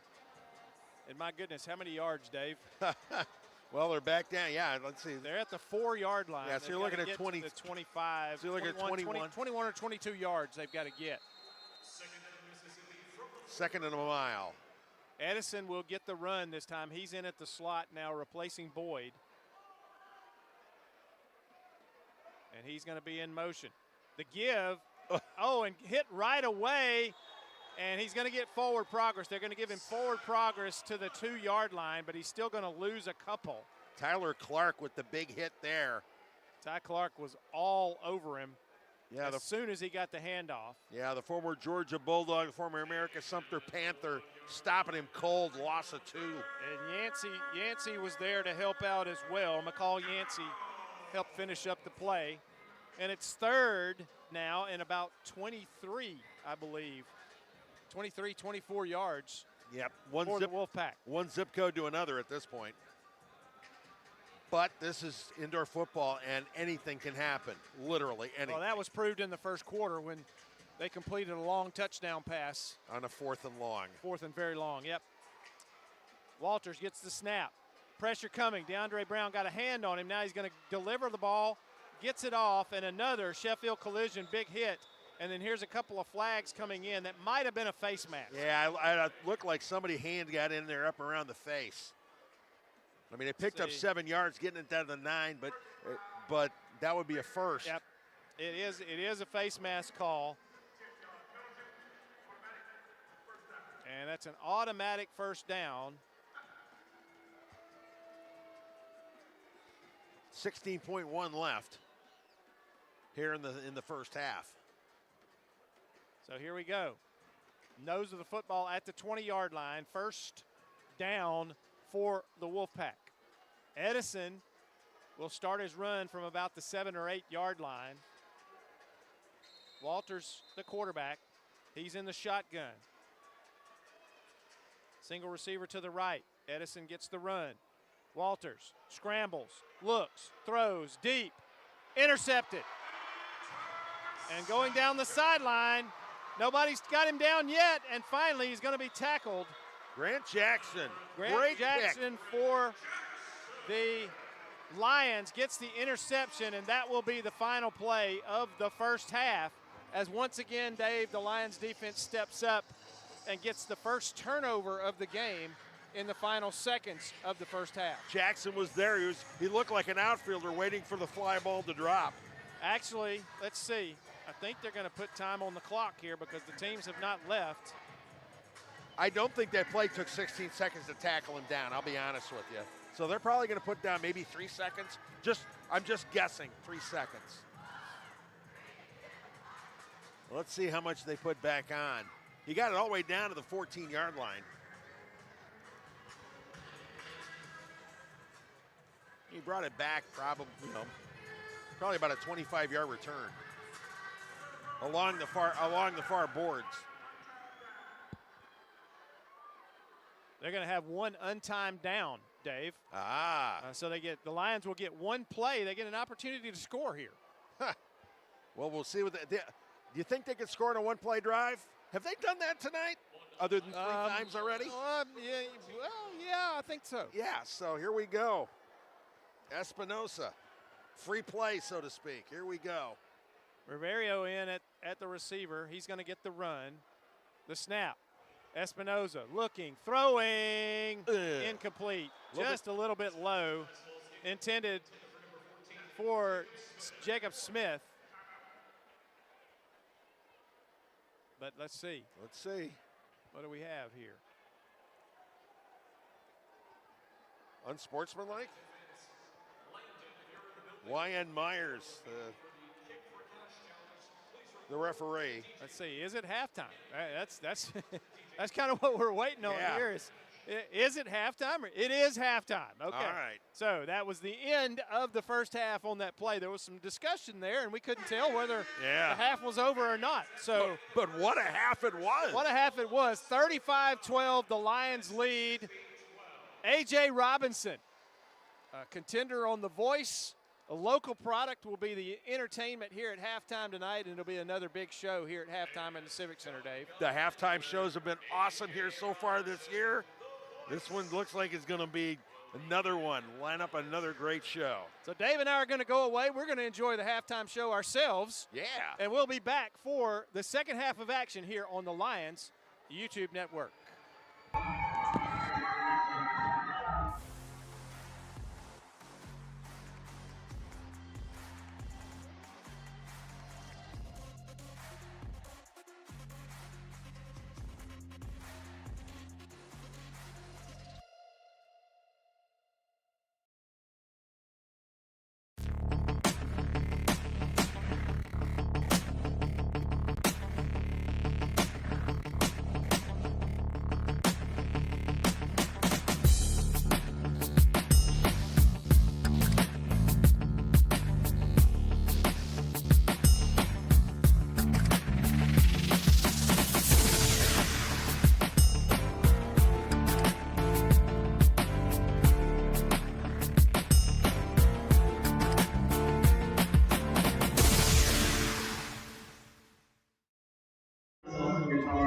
the drums, the harmonica, mandolin, banjo, and I started to sing a little bit. I'm looking forward to learning a lot of new things here on the voice, like building my range, my confidence. This is like my dream. I'm living a dream right now. I was born the year the show started. I've been counting down the days to be old enough to actually audition. You used to like to dance when he was like 4. I want to be a hip hop dancer when I grow up. Then he started playing the piano and he started. I said, wait a minute now. I like this music stuff. I ended up teaching myself the guitar, the drums, the harmonica, mandolin, banjo, and I started to sing a little bit. I'm looking forward to learning a lot of new things here on the voice, like building my range, my confidence.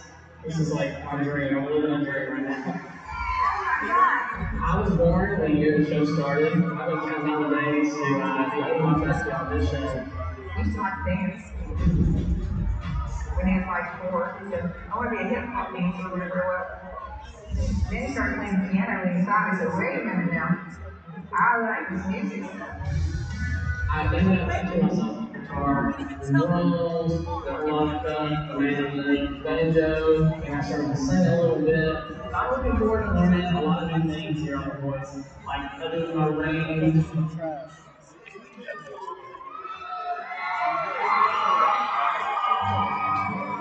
Alright, we're going to have a good time tonight.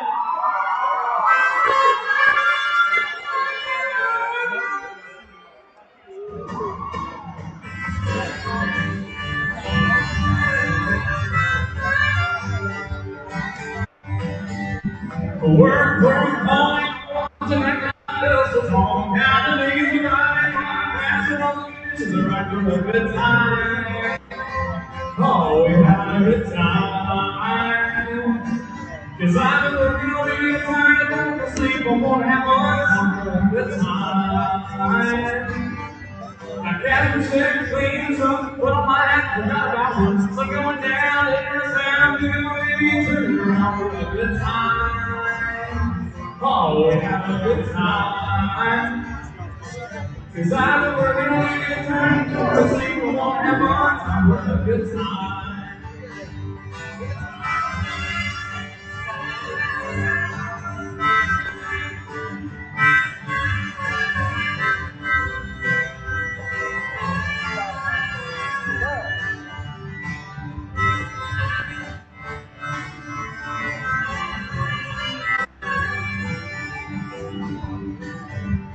Yeah, so see those who know the swinging doors, baby, it's a dawn, I mean, I'll be like a giant good time. Oh, we have a good time. Cause I'm gonna be right for sleep, I wanna have fun time for a good time. Oh, cause I'm gonna be right for sleep, I wanna have fun time for a good time.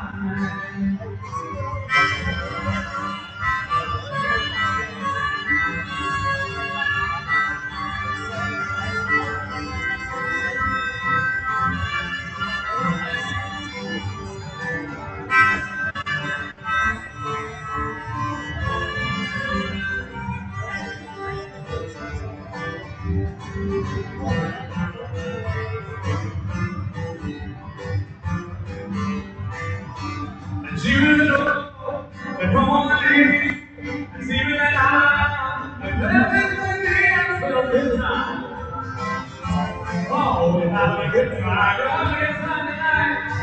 Cause I know we're getting tired of going to sleep. We wanna have fun time for a good time. Yeah, cause I know we're getting tired of going to sleep. We wanna have fun time for a good time. Oh, cause I know we're getting tired of going to sleep. We wanna have fun time for a good time.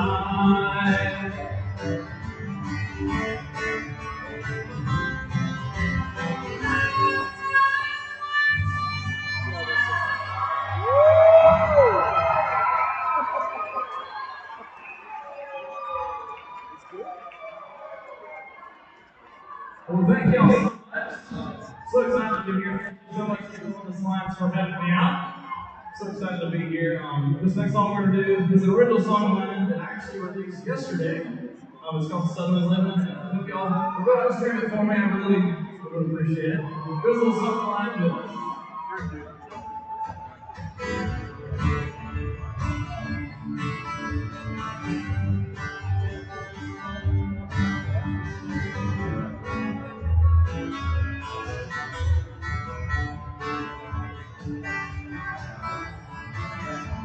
Southern living, sweet tea train bed, and playing some black horse country music.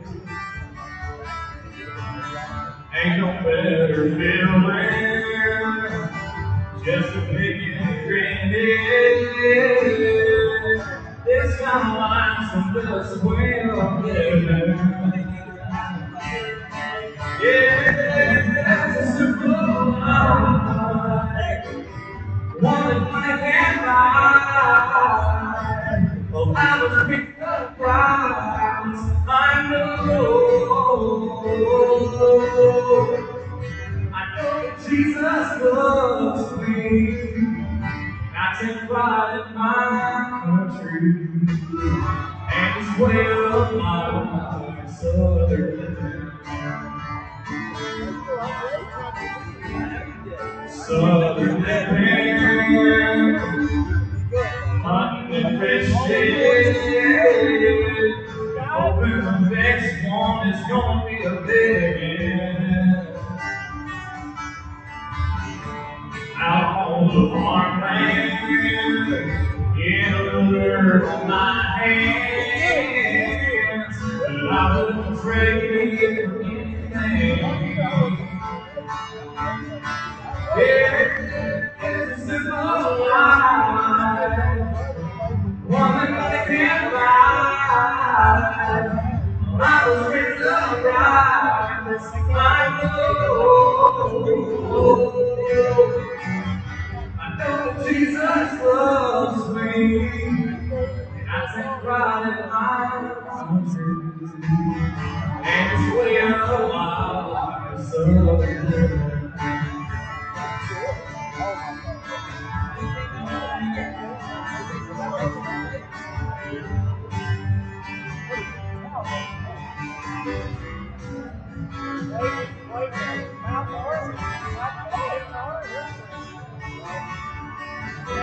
Wouldn't want to live any other way.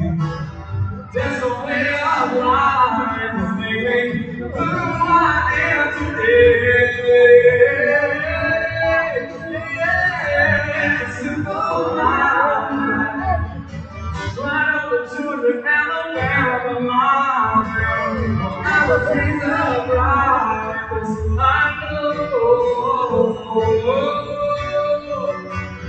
that Jesus loves me, and I'm so thankful for my country, and this way of life is Southern. We'll live in the other way in Southern.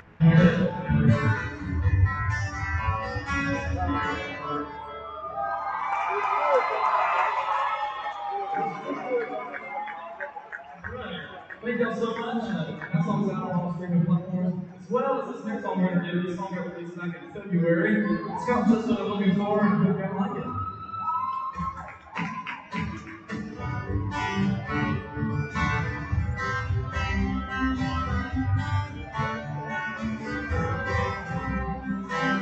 When a song keeps walking by, there's something in your eyes. Should I say hello? Should I just let her go? Gotta know her name and where she's from. This girl might be the one I've been in love at first glance. This just might be my chance. My heart's still beating, but each thing I say, I knew right that she was the one for me. Now all I want to do is spend my time with you. Looks like this girl could be my dream come true. Now there's looking anymore. Girl, you're just what I'm looking for. Yeah.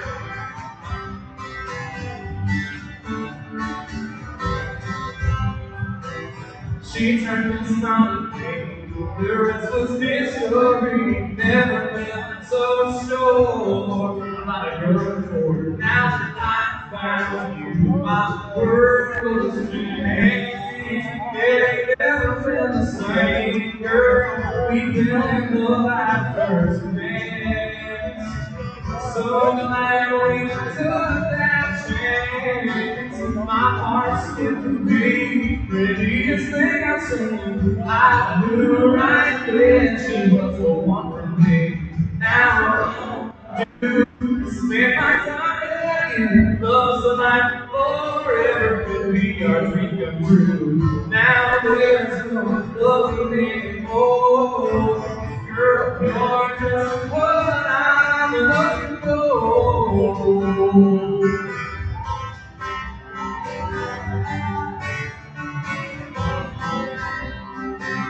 Never put me to your side. The girl changed my mind.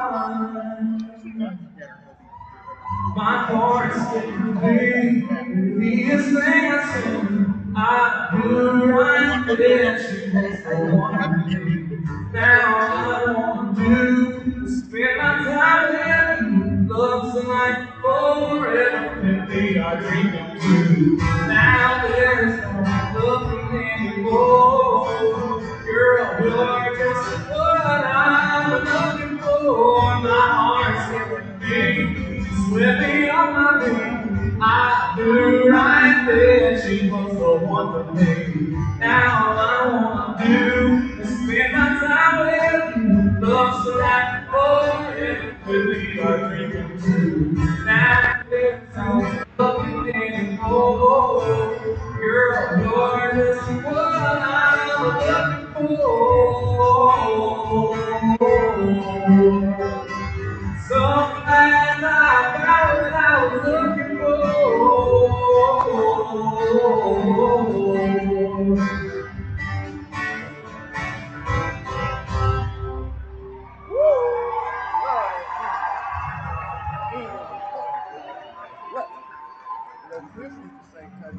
All right, it's about time to introduce this man I got with me. Over here, we got Mr.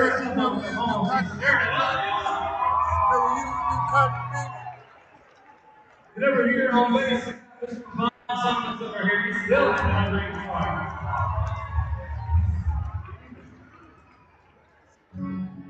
Any more on bass out there?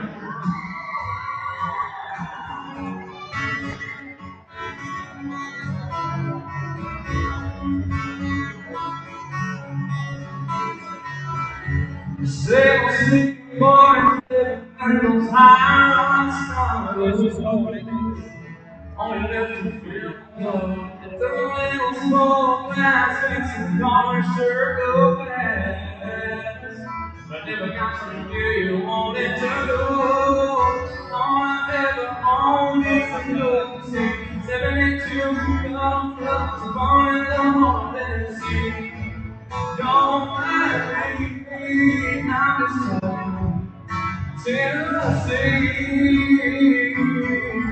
Girl, play me if I said to call me baby. That's just my way of letting the ladies know she's working on me. There I go, and my Southside show, and she knows. Little sweet nothing, southern as I'm jacking 7-7 home. And she's digging on me, talking Tennessee.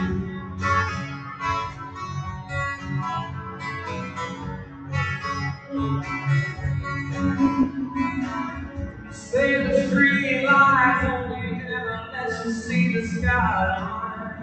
It's been a long time since the Milky Way to the dark things that go that way. And I can take it fine. Say we grab some tailgate underneath the stars.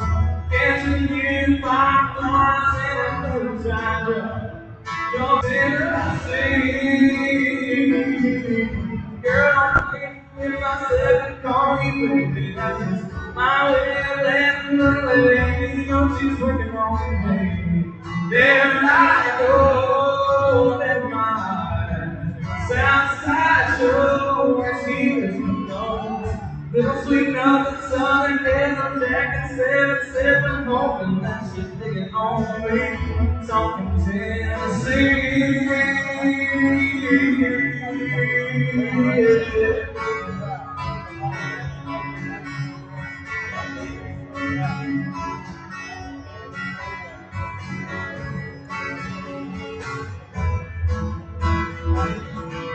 There I go at night. Sounds like always here.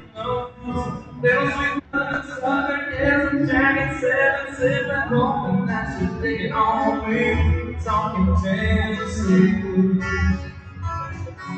Talking Tennessee.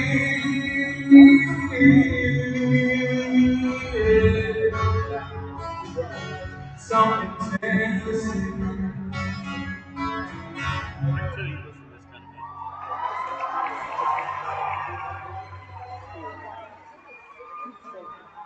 Well, thank you all for coming. Have a great time. My name is AJ Robinson. Thank you all so much. Let's go live.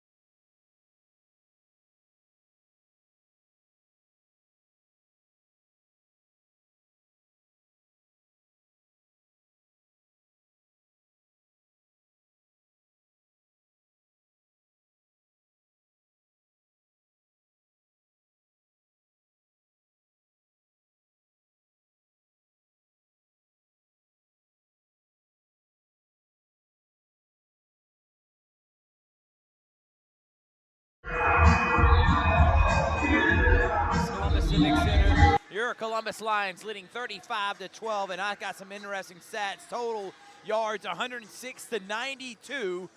And that's because the Columbus Lions have been dominant on defense, getting several turnovers. Blaine Espinoza, 5 of 8, 96 yards, 3 touchdown passes. He's been great there. Marco Lee has added 2 touchdowns on the ground. And how about Jakias Creedle? He's that speedster on the outside. He's been absolutely sensational. But really, where has been the calling card for the Lions here today has been the defense. Only giving up 12 points. They have been absolutely dominant on both sides of the ball. Markel Yancey has himself a tackle for loss. We got 2.5 sacks for Jacobin Ware and DeAndre Brown. They've been dominant. How about an interception by Grant Jackson? The defense has been elite. The offense is scoring touchdowns. We've been dancing our way around A.J. Robinson, the 14-year-old sensation. What a way for week 3 here at the Columbus Civic Center. Lions trying to go 3-0. Mike and Dave coming up next here live from the Civic Center. Lions 35, Mississippi 12. Second half action coming up next.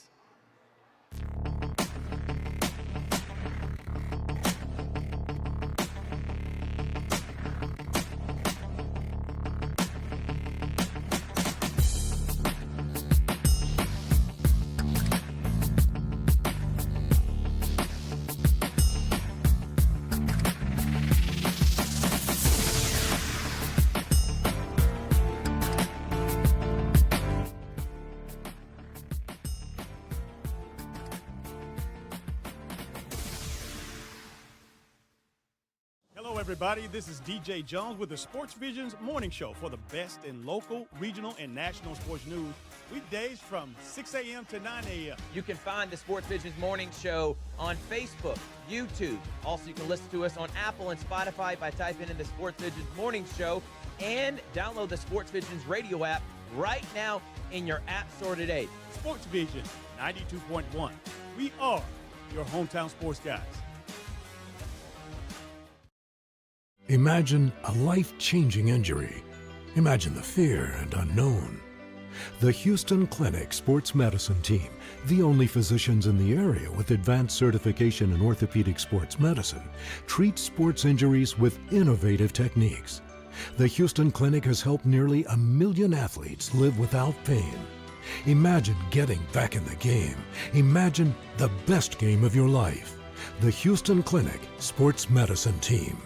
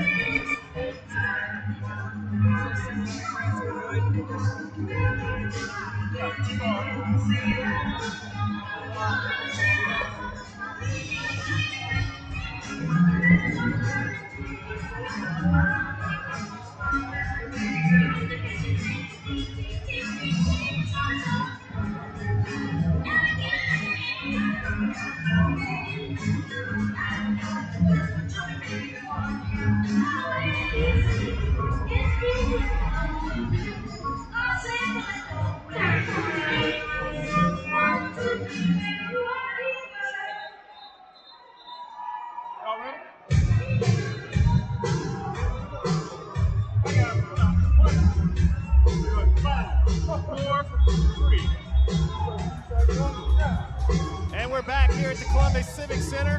Halftime has wound to a close, and we're about to have the opening kickoff of the second half. The Lions will get the football to open the second half, Dave, and they'll have an opportunity to extend this 35-12 lead after an exciting first half.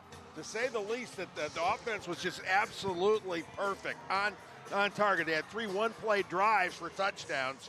I mean, I almost called him Mason. Blaine Espinoza, that's a compliment. His older brother was probably the best quarterback to play here for the Lions in the Lions' 20-year history. Blaine is putting up numbers worthy of him. Blaine Espinoza, 5 for 8, 96 yards, and 3 touchdowns. I mean, beautiful shots. He had the 17-yarder to Chakai's cradle. I mean, just everything worked out perfectly. Cradle with the 2 catches, Riveria with the other touchdown. Everything they did just hit. Yeah. They were doing everything perfectly. And speaking of hit, the defense did a really nice job again in that first half. Just shut them down. And here comes the kick, and it's pooched up. It's going to hit the turf. It's loose. Cradle's going to grab it, and he's going to be swarmed at about the 20-yard line. I think they're going to give him the 20-yard line.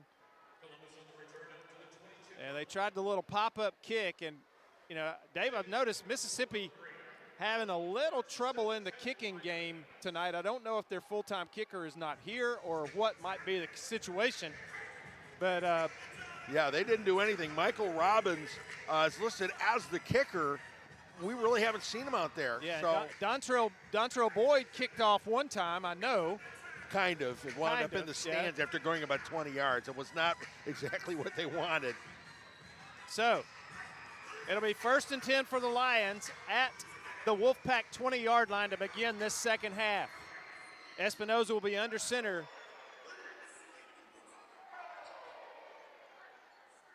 for the Lions. The run. Smith up, wide open, touchdown Lions! Another one-play drive. There wasn't anybody in the same area code as Jacob Smith. He was wide open. Nobody covered him. He was all by himself. Yeah, that was definitely a busted coverage because he made one move on the cornerback, and then he broke wide open, and all Blaine Espinoza had to do was not overthrow him there, and it was going to be a touchdown. So one play and a score already here in the second half. The fourth one-play drive of the night for the Lions. They're just right on target, no question. And another touchdown for Espinoza. The second week in a row, he said, well, he had more than 4 last week. He had 4 rushing last week. Right, 4 one-yard runs. Yeah. Again, efficiency. So Sharif Daniel in for the extra point. The snap is good, the hold is good, and the kick is good. Right down the middle. And it's 42-12, and we're only a minute and 4 seconds into play here in the second half. That doesn't get any quicker than that. I mean, one play, a perfect, picture-perfect play. You couldn't have drawn it up any better than that. So the Lions, their offense has barely been on the field tonight. Think about it. They've had they had 6, 7, 8, 8 or 9. That's like their 10th offensive play of the night. And they've got 42 points. Wow. And the defense has not scored a touchdown tonight. No. Well, it's not over yet. Yeah, the defense has been putting points up. I should have said the defense has not scored a touchdown yet. Exactly. The defense has been just amazing. It's just the only thing they haven't done is put points up. Well, we'll see what happens here. See what happens. You never know. So Edison is standing at the goal line, and he will receive the kickoff. Now, this guy's electric, Dave, and he can do something with the football, so the Lions are going to have good coverage and good discipline on their lanes. Okay. They were only had 7 guys on the field. Now they've got 8. Somebody a little bit late getting out there. Yeah, that was Scott Norflet.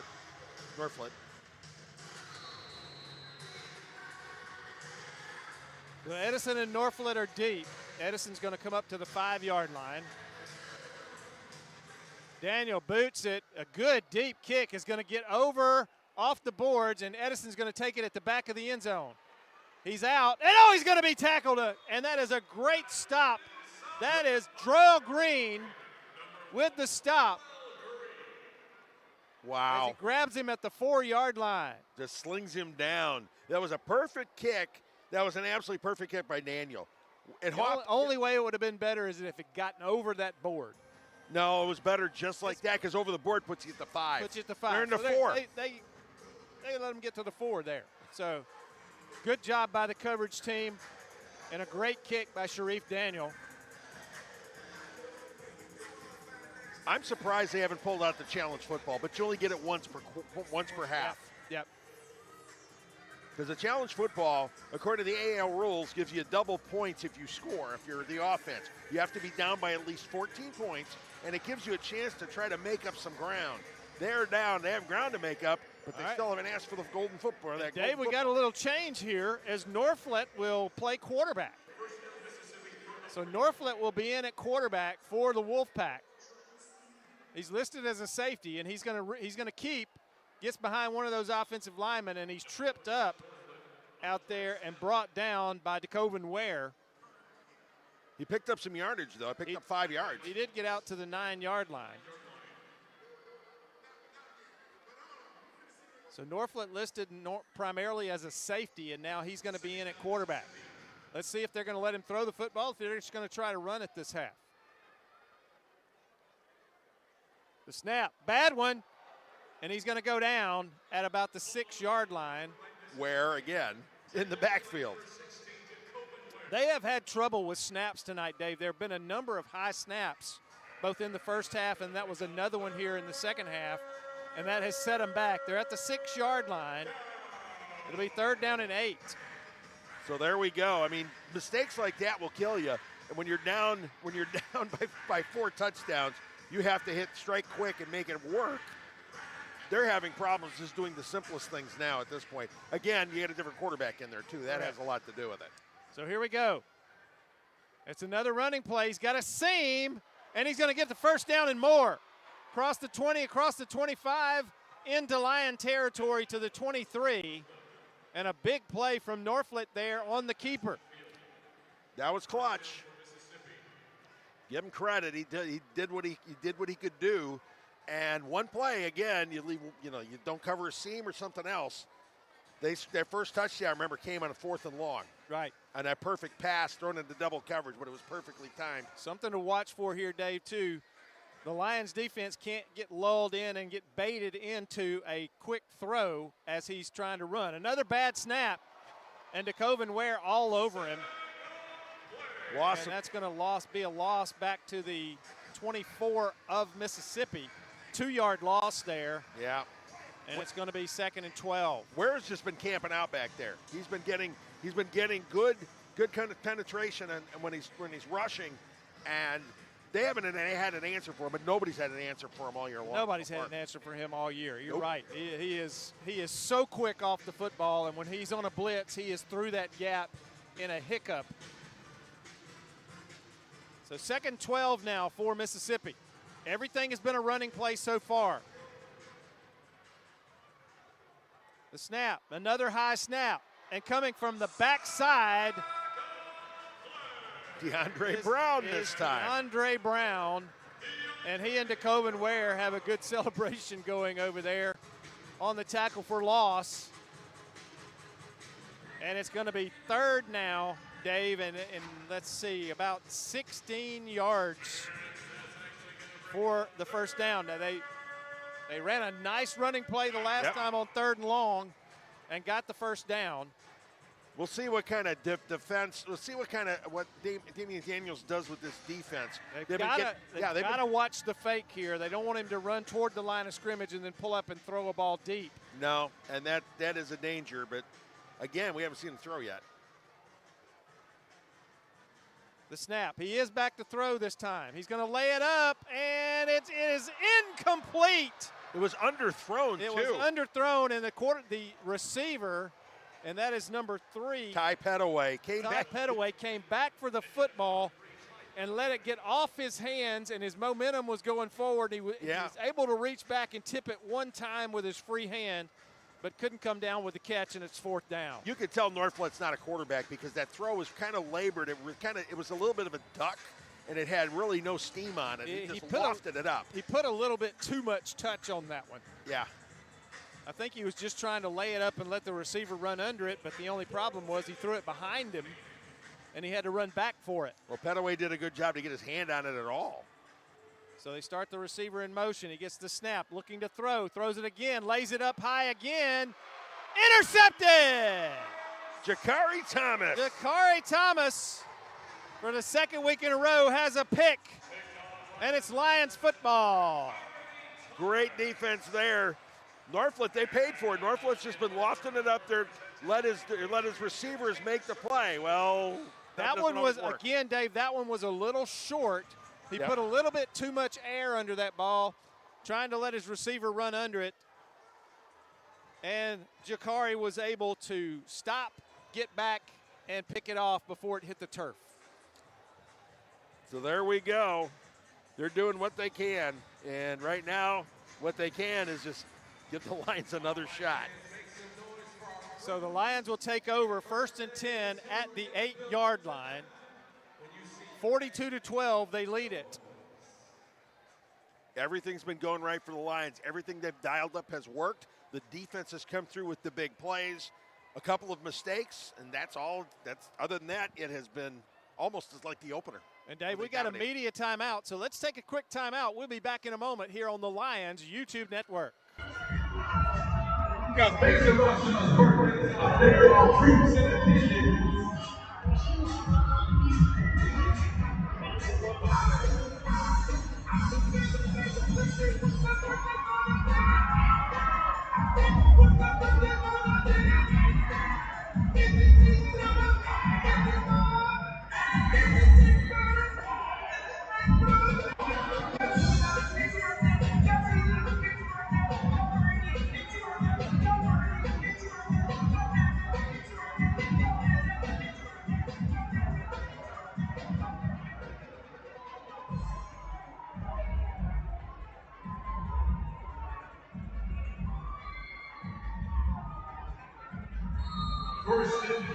Back here at the Civic Center, 1st and 10 for Columbus at the 8-yard line. Cradle in motion. Espinoza back. Got some time. Throws. Complete to Jacob Smith. And he's going to be hit into the boards at the Mississippi 15-yard line. Tip drill on that one, too. The ball had been tipped, and Smith was there, scooped it up, and kept on trucking. I tell you, David, Blaine Espinoza was just a tad short on that throw. If it's a 2, 3, 4 inches higher, it is a touchdown because Jacob Smith was behind the defender. Instead, Johnny Russell tipped it, and it tipped it right to Smith. And Smith with a great reaction on that. So 1st and 10 for the Lions at the Wolfpack 15-yard line. 7:49 to go and ticking here in the third quarter. Yeah, that play was 27 yards.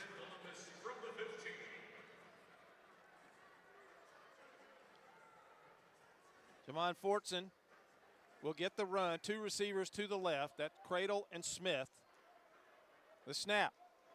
Espinoza looks into the end zone and right through the hands of the safety.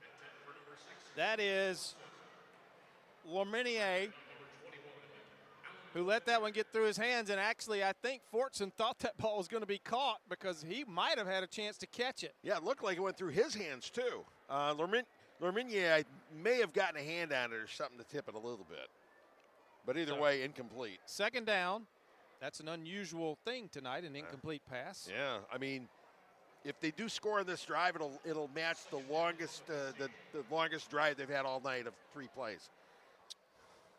Espinoza under center this time. Fortson will make the run. He'll go in motion to the left. Quick throw out in the flat. Cradle dropped it.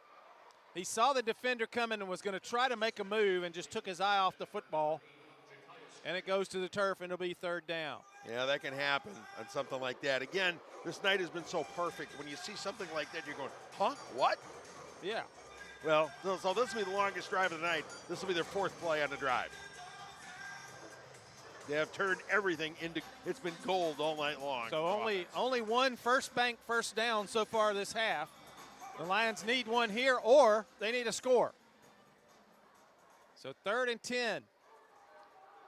Smith gets the run. Yep, flag on the play. Espinoza looks, throws, touchdown Lions! Jakias Cradle in the end zone. Let's see if the play stands. There is a flag. I believe it's offside on Mississippi, but we'll wait for the call. I think it was the left side of the defensive line. I think it was Herbert Bell got across. It is offside. That's a touchdown, Lions. So the Lions taking care of business one more time, this time a 4-play drive. And they bowl the strike in the end zone with the touchdown celebration. Well, it's been a strike. It's been strike quickly. That was pretty good. That was with the strike there. Yeah. Was Justin Umas. He bowled the strike in the end zone. One pin took a little while to fall down, but it finally came down, and they got the strike. And it's 48-12, and Sharif Daniel on for the extra point. The snap is good. The hold is good, and the kick is off the upright. Oops, 2nd time tonight. And they make sure that Mississippi doesn't pick it up and run with it. Well, it hit the upright, so it's a dead ball. But, you know, if you're Mississippi, you want something to happen, something good. Well, it's been a long night. Big McQuell Harvey made sure that ball wasn't going to be picked up and run back. Yeah, if you want somebody, 255-pound dude landing on you, yeah, go ahead, pick up the football. So it's 48-12 with 5:22 to go in the third period. We'll take a break, and we'll be back for the kickoff on the Lions YouTube network.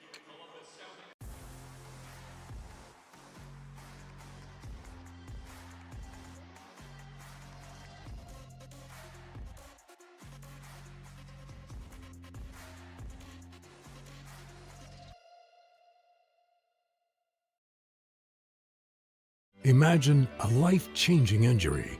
Imagine the fear and unknown. The Houston Clinic Sports Medicine Team, the only physicians in the area with advanced certification in orthopedic sports medicine, treats sports injuries with innovative techniques. The Houston Clinic has helped nearly 1 million athletes live without pain. Imagine getting back in the game. Imagine the best game of your life.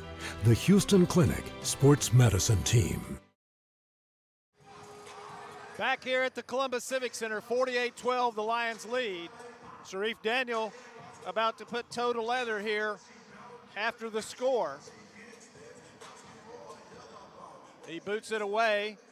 It's going to be taken by Edison about the 3-yard line. He breaks across field, great speed, and he's going to be brought down at the 18-yard line. Or let's see, they're going to mark him at the 17 or the 18. Let's see where they put the football down. Yeah, Sears and Green on the tackle on that one. At the 17. It'll be 1st and 10 for Mississippi. Let's see if they keep. They are. It looks like they are going to keep Norflet at quarterback. The Lions offense, Blaine Espinoza, 7 of 12, 138 yards, 4 touchdowns. That's pretty solid. Pretty solid. And Cradle with 3 catches. 4 receptions, 72 yards, 3 touchdowns. Not a bad night. Not a bad night at all. 7 touchdowns for the offense. Ball sits at the 17-yard line. Norflet again starting the second half at quarterback. He's been primarily a running quarterback. Both of his throws were a little bit short with too much air under him. Looks like this is the running set. Let's see what happens here. It is. He's going to try to follow his H-back. He's going to get across the line of scrimmage, up across the 20-yard line, or right at the 20-yard line. Tyler Clark going to get the stop out at the 20. They're going to put it right down at the 20-yard line.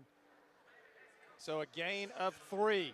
Defense did a good job stringing it out. I mean, it could have been worse because Norflet's a pretty good runner. He showed that he's got a little bit of elusiveness. He's got good speed and that elusiveness that you look for. It is kind of unusual to see this many running plays in an arena football game, Dave. This is, but that's what happens when you're having quarterback problems. You don't have a choice. You got to do something. And we don't know. We do not know if the starting quarterback, Will Walters, was hurt or if this is just something they're trying to do strategy-wise. A good keep. And across the 20, up to the 21, let's see, maybe the 22-yard line. It's going to bring up 3rd down and about 5. Yep, Yancey and Sears on the stop on that one.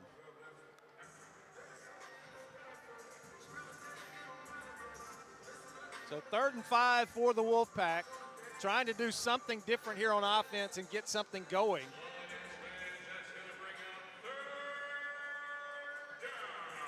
I do see Walters down there on the boards at the bench area for Mississippi, and he does still have his pads on and everything, so this must be just a strategy move to try to get something going. Ooh, a Brown. good quick run, and he's still not down yet. A good run by Norflet. His knees never hit the ground. He managed to keep up right by using his right hand. Yeah, as long as his forearm doesn't go down and his elbow doesn't go down, he is still up. And he stayed up and got extra yardage down to the 17-yard line of the Lions. So you're looking at a pickup of about 11 yards on that play. Well, Auburn fans remember Michael Dyer doing that same thing where you put the hand down and stay upright. Here comes the goal ball, Dave. Okay. First time tonight. Yep. They can do that once per half. So if the Wolfpack managed to score, it'll be worth 12 points for the touchdown. Extra points. Well, let's see. Now they've taken the goal ball back to the bench. Interesting. So we're not going to have the goal football. Nope. I think you have to do it at the beginning of the drive. I'm not sure if you can do it in the middle. That may be what's going on. You have to do it at the beginning of the drive. You have to commit early. Okay. Now, back in at quarterback is Walters. So they make the switch. Norflet out, Walters back in. He's back to pass, throws quick, dropped. Another ball dropped, and I believe Jalen Davis is going to be singing an octave or two higher that time, Dave, because the throw went through and yeah, hit him. Struck him in an area that we don't want to talk about. Yeah. If you're gonna miss a pass, you don't want it. You don't want it to do that. No. Jakari Thomas right there and also he got hit with a good shot from Jakari Thomas. Yeah. On top of that, so that's always pleasant. So we're under a minute, clock ticking here, 35 seconds. And 3 receivers bunched to the right for Mississippi. And back in at quarterback is Norflet. He's going to run it. Follows his blocking, and he's going to get inside the 15, and that's going to bring up 4th down. And we've got a hurt offensive lineman for the Wolfpack. Looks like a left leg injury. And he is down and in pain, so we've got timeout on the field. Let's see.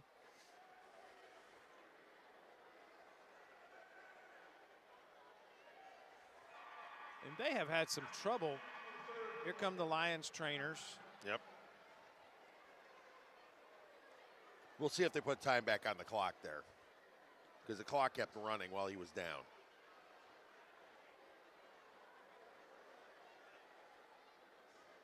And let's see. They're going to bring out a stretcher, as this might be a worse than thought leg injury. Actually, let's see. No, they're waving. Are they waving? Now they're waving him off. They're going to try to get him up.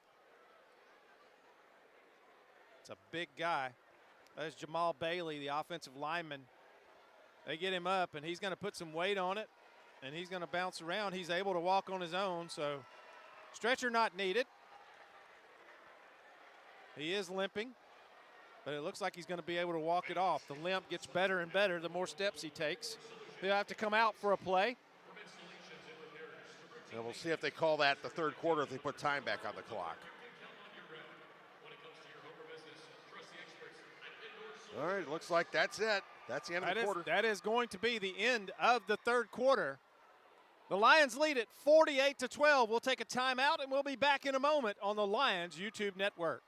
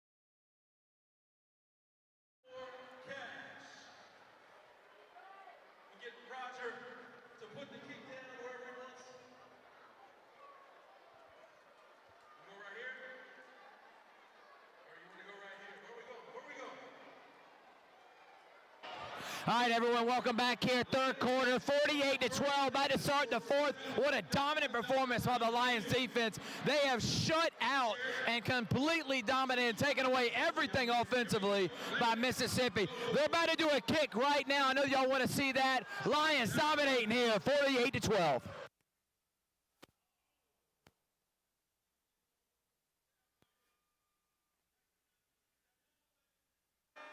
And we're back here in the Crow's Nest in the Civic Center.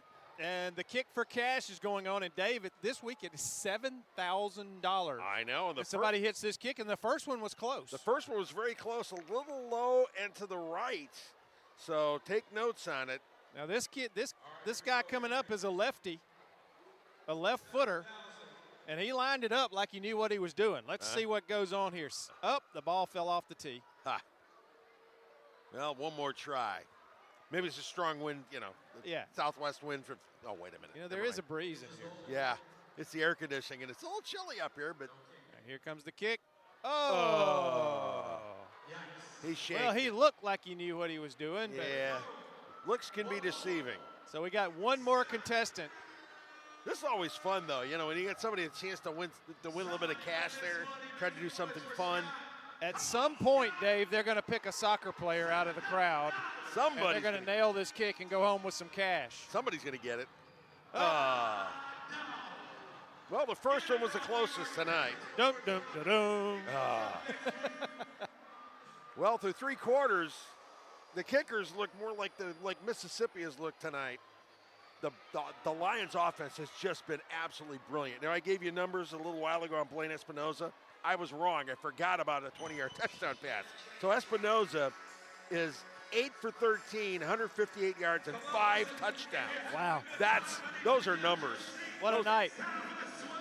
Hey, and Dave, next time we're home, the kick for cash will be for $8,000. Ooh, can I line? No, never mind. I would never have a prayer of it. No, but as we mentioned, the big night, of course, is Ja'Kai's Cradle, 3 touchdown receptions. And Swag Surf is on. Yeah. And Lions owner Roger Beck is out there with DeAndre Brown, and they were having a good time. And the whole crowd's involved with the Swag Surf. This looks great in the Civic Center. They got the moves. The crowd is into it. Educator night here. It's all about having fun, remember. Oh, absolutely. And everybody out here having a good time watching the Lions take care of business. Wish I had moves like that. There we go.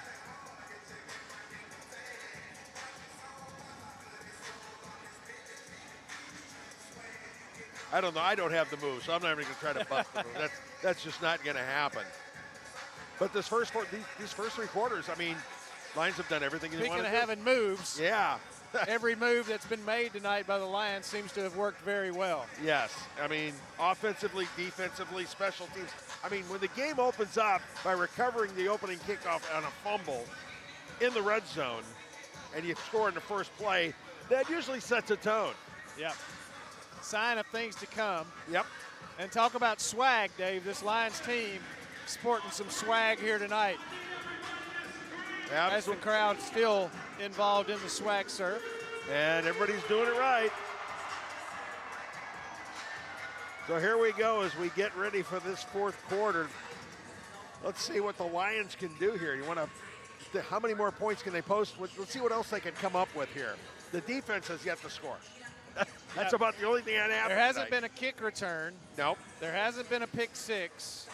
There hasn't been a fumble return or anything like that, but been pretty much everything else. It's been everything else. It's been no block kicks tonight. Nope. It's been the offense just on point from the all get-go. night long. Yeah. Yep. Well, there's only been one kick.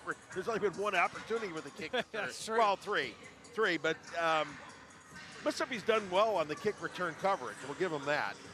So there's their positive. So 3rd down from the Lions' 14-yard line. Norflett back in at quarterback. And it looks like he's got him in a passing formation. We'll see if they just bluff this or if they're going to run the football.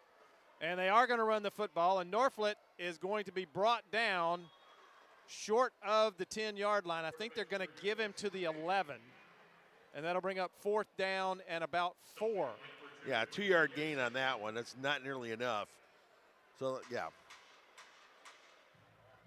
So let's see what they do in the 4th. See what kind of play they've got drawn up here. Again, Dave, I'm going to mention it. They've got to not get bluffed into thinking Norflett is going to run and then him raise up and throw a jump pass or something like that. Yeah, just flip it out. They only need 4 yards. It's not like they need a lot of yardage here. So 2 receivers to the right, 1 receiver to the left. Norflett at quarterback. Edison with the run. He's going to throw, looks across the middle, picked, and it's knocked away. Great defense by the Lions. That was, I think that's Drell Green. Drell Green with the knockaway there. He got a hand on that ball and did not let Edison get his hands on it, and the ball will go over on downs to the Lions. So the defense comes through again.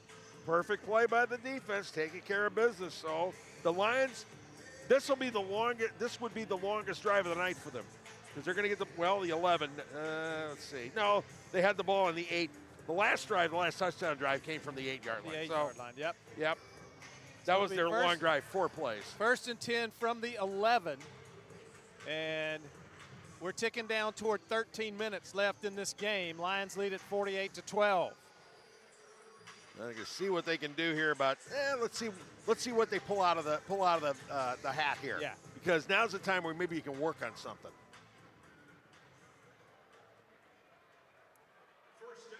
So Cradle and Smith will be to the left, and Riverio will be to the right. Smith gets the run. Espinoza lays it up for Smith. Oh, yes. And that's going to be interference. Yeah, that was flat out interference. Definitely contact there. Cam Kendall he had him burnt, but he just basically put his shoulder into him as the ball was on the way. So that's pretty much a no-brainer.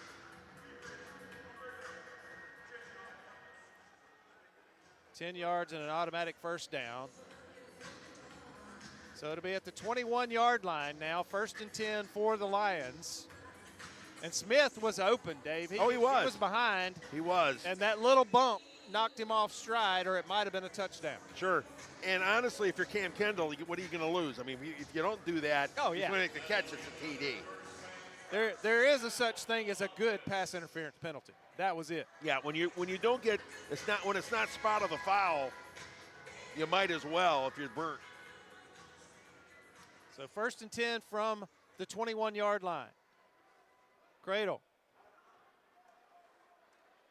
Quick throw, complete.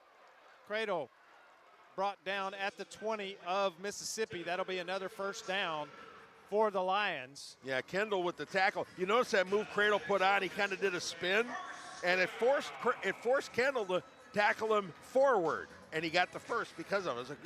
That was a nice slick move there. Actually, the ball put down at the 19-yard line of Mississippi. So it was a pickup of 10. We tick under 12 minutes here to go in this ball game. Espinoza under center. Marco Lee next to him. 3 receivers bunched to the right, and now Riverio is going to get the run and go in motion. Espinoza is going to drop it down and run with it. There is a flag in the secondary at the linebacker level. Let's see, this might be a holding call. Yeah, Jonathan Griffith came up with the tackle. He kind of grabbed him by the shoestring, wouldn't let him go. It's an illegal procedure penalty. Yep. Against the Lions. It'll drop it back into the It'll be territory. 1st and 15 now from the 24.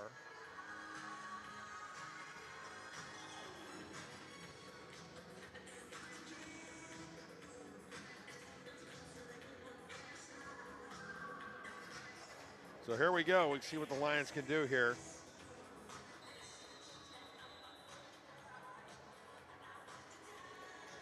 As Thriller plays in the Columbus Civic Center. So here we go, 1st and 15. Espinoza under center. 2 receivers right, 1 receiver left. Smith gets the run. Espinoza looks, throws it up, and it is too far. And Riverio takes a shot into the boards over there, but he's up and okay. Just a little bit overthrown by Espinoza that time. Yep. Again, he's just going to loft it up and see what you can do. Home run ball, why not? They've been connecting in the home runs. And on the short ones and on everything else. So 2nd down and 15 from the 24. They've got to get to the 9-yard line for a first down. So they kind of got to go big here.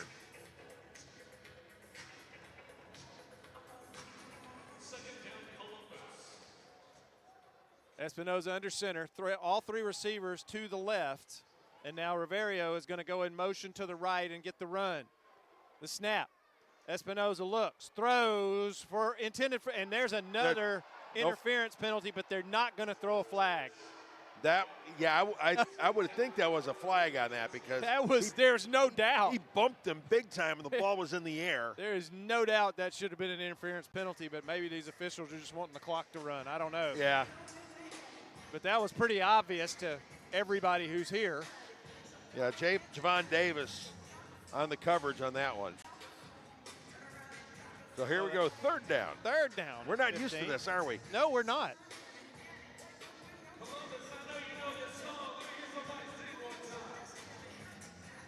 So here we go. Espinoza with a word for Cradle. Marco Lee is the protector. Twin receivers to the right. Cradle will get the run. He'll go in motion to the right. The snap, the look. Espinoza throws.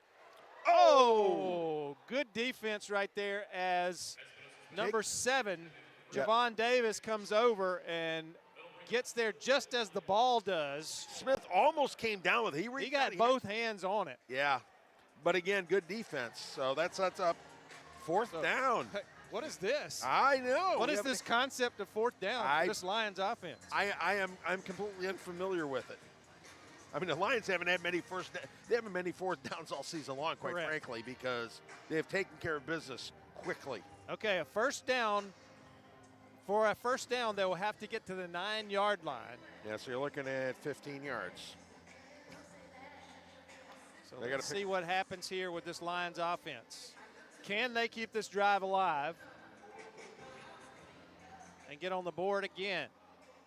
8.5 minutes left in this ball game. Cradle in motion to the right. The snap. Espinoza looks, throws, and Cradle is bumped way early again, and you got to be kidding me. This time it's Cam Kendall gets away with it. Well, that was okay. Well, so it's going to go over on downs. The Wolfpack with their first stop of the night. And that is the end of the drive, and we've got a media timeout, and we're also going to have one of the favorite games here as the ball toss will take place. We're going to take a timeout. We'll come back and we'll get you the results of the ball toss here on the Lions YouTube network.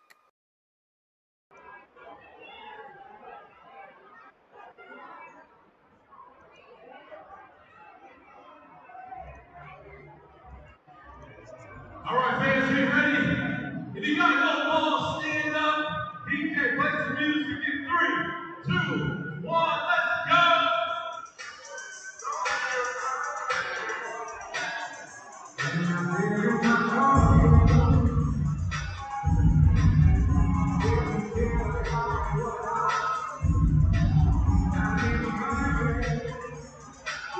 Come on now.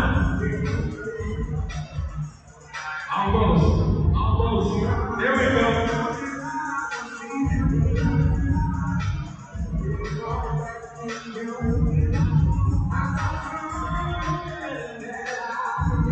Come on now. Got a few more. Oh, they still got some over here.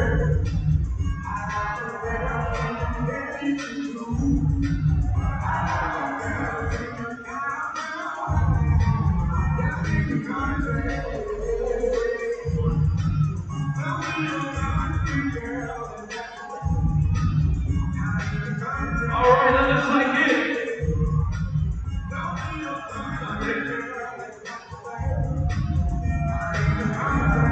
All right, we're going to pick one out. This is our golden nugget winner. Here we go.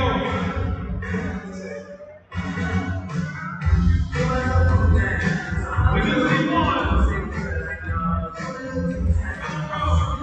And we're back here at the Civic Center, and the gold ball toss took place at the timeout. They're cleaning the field up now, getting all the gold balls in, and they're about to pick a winner here because we had a number of balls land in the targets. They're getting better. The fans out here are getting better at hitting these targets. They are. To say the least. So,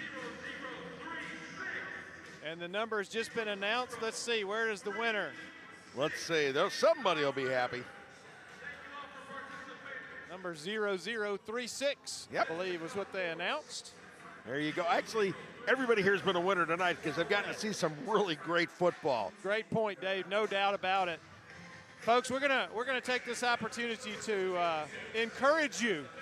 If you're in the Columbus area, if you're anywhere really in the sound of our voice, and you can get to Columbus for a home game here for the Lions, you need to come and see this team play, and you need to see it in person. It's great watching it on YouTube. Yep. But it's so much better in person. Absolutely. And of course, next week they'll be on the road to face the Jersey Bearcats. But on the Sunday the 17th, the Peach State Cats come to town. And it'll be an opportunity to watch the Lions, see how the Lions can roar against an AAL2 team. Yep. And then the next home game after that, let's see, the Peach State Cats, and there's a bye week, Saturday the 6th of June, the Carolina Predators, and then on the 20th of the season, the last week of the season, that'll be a huge game when they play the Jersey Bearcats here. Yes, it will. So you're still going to have 3 more opportunities to see the Lions during the regular season. And I would like to think that you'll get a chance to see them during the playoffs as well. But there's some football to be played between then and now. Plenty of football to be played before we get that far down the road, but plenty of opportunities also to get out here and see this team play and enjoy this atmosphere in the Columbus Civic Center. We'll tell you, you need to remember, this is the Columbus Civic Center. Bring a jacket. Yes. And in June, bring a jacket. In June, bring a jacket. Which is really refreshing when it's 90 degrees outside. I mean, I've always been a fan of having to wear a jacket in football, watching a football game in June. It'll feel great when you walk in the door, but pretty soon you'll be saying, boy, I wish I'd listened to those guys, those old guys, and brought my jacket. So here we go. Mississippi going to put it in play at the 24-yard line. Norflet, no, that's Walters, and he is smacked after the play, and that's going to be roughing the passer. It was completed to Edison, and Edison gets all the way down inside the 5-yard line. Edison, of course, Edison is fast. I mean, just absolutely lightning speed. That's going to be a roughing the passer penalty because he was hit after he got rid of the football. And a great catch and run by Edison to get down to the 2-yard line.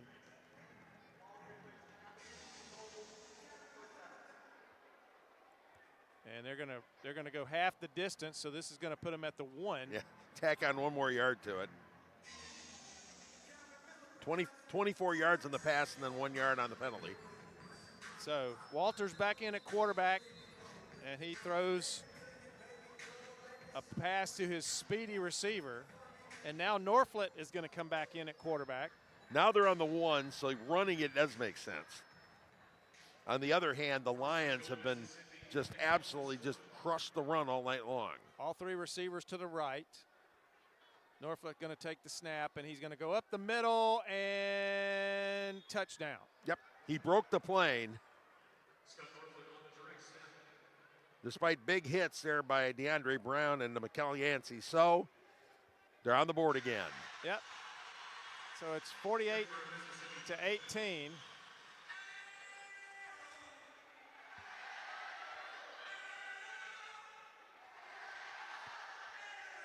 We'll see if they run a kicker. Yep, they're gonna go for 2. That's a shock.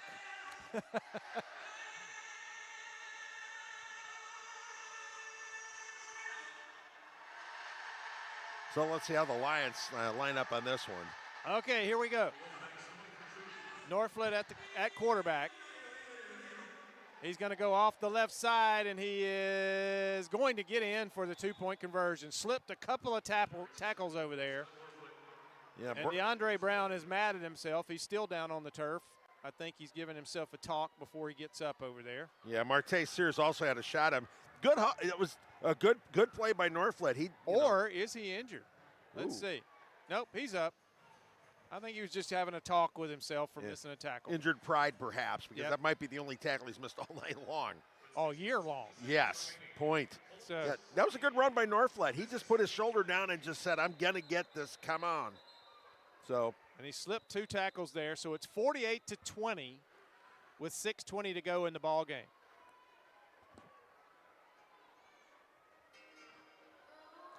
Ordinarily, you'd probably say, hey, they're going to bring the backup in there, Michael Hill. But the problem is the offense hasn't run enough plays. Right.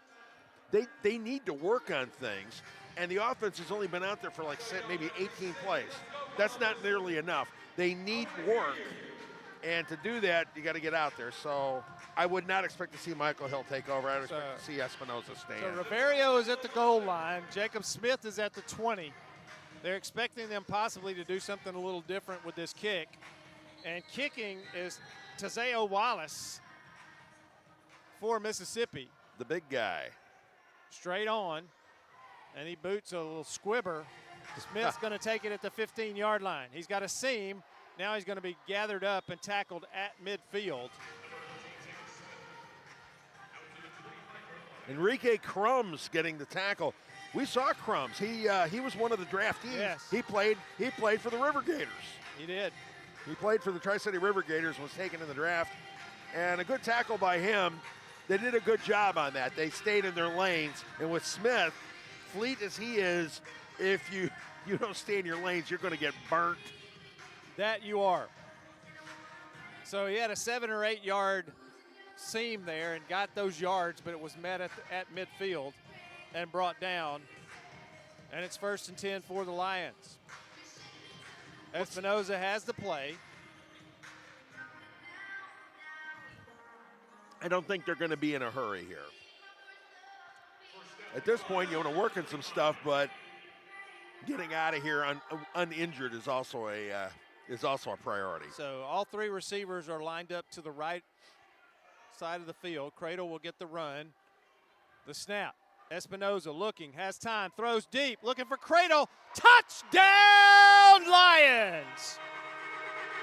He just broke wide open along the boards, and Blaine Espinoza threw a strike and gets the touchdown pass, and it's 54-20. And Dave, another one-play drive. That's the 5th time tonight, and that pass was just about as pretty as it gets. I mean, it was a dime right there.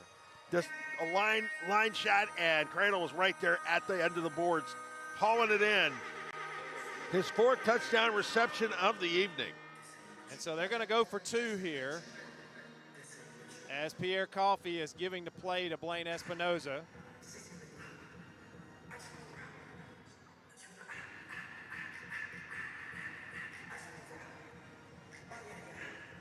So here we go. Clock ticking down toward 4 minutes. Lions taking their time getting lined up. And why wouldn't you? Yeah. The snap. Espinoza rolls, looks, and knocked down. Good defense that time. And that was Javon Davis who came through and knocked that one away. So it's going to remain 54-20.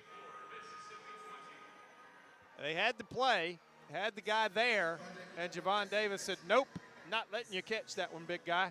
All right, let's give you some stats here on there. Cradle, 6 catches, 107 yards, 4 touchdowns. Espinoza, 10 of 15, 193, 6 TDs. Wow. You know, this is how it's done. 9 touchdowns.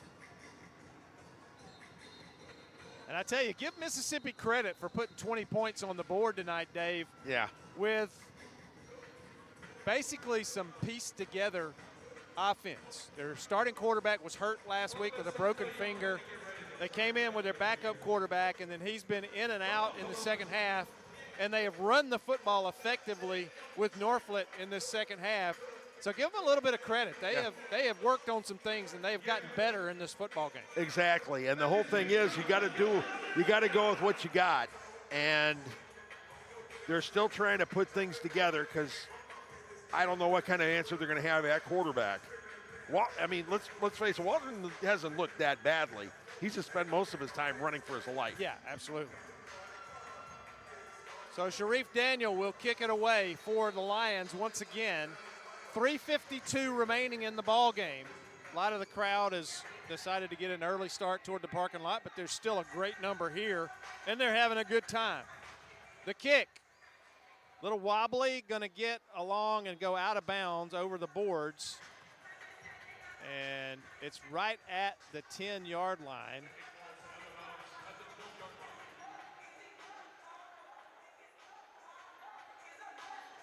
And that's where Mississippi will put it into play.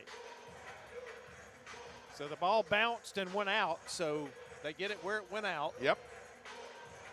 Unlike outdoor football, right, you can put it out, but you got to have it. It's got to hit the turf first. Got to hit the turf first.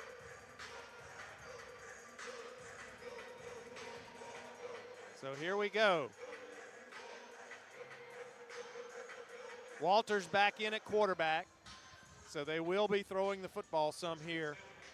Edison is wide to the right. Got to keep an eye on him with his speed. The snap, a bad one, it's down. And look at this, Dave Plata, we got a defensive touchdown. We knew it was going to happen at some point, and there you go. Who was battling for it? Okay, DeAndre Brown winding up with it.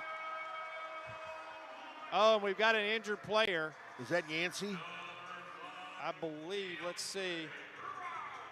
That is going to be McCall Yancey, yes. And his right arm, he has it limp at his side, and I believe it may be a shoulder injury. Might have separated that because he has not moved that right arm, and he is in some pain. No, that's not what you want to see at all.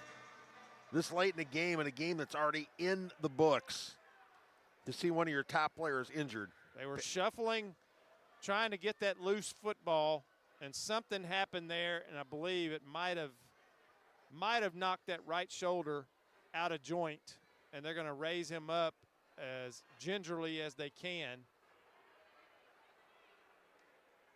When you're a big guy scrambling for a football like that, landing wrong, if you're 6'6", 240, that's a lot of power hitting the turf. That's also a lot of pain when that happens too. They're working. They got a hand up in there on that shoulder, trying to see if they can get it back in place.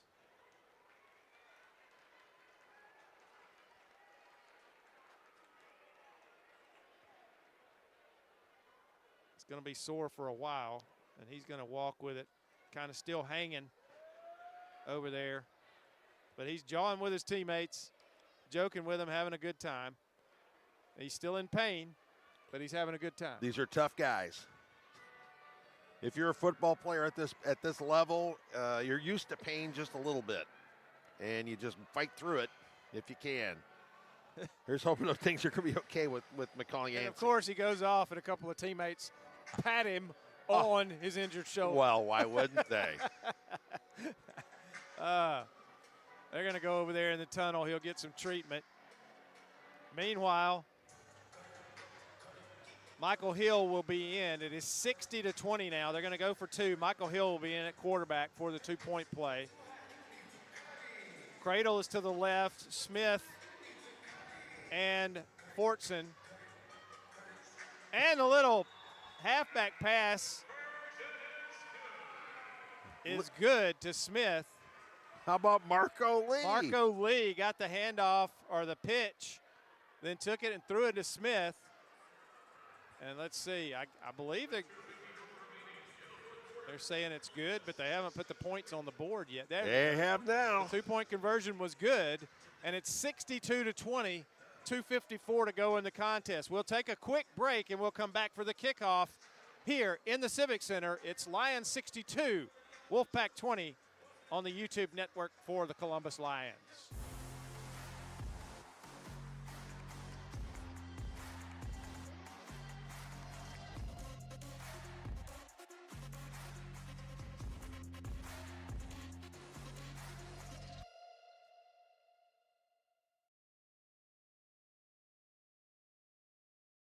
Imagine a life-changing injury.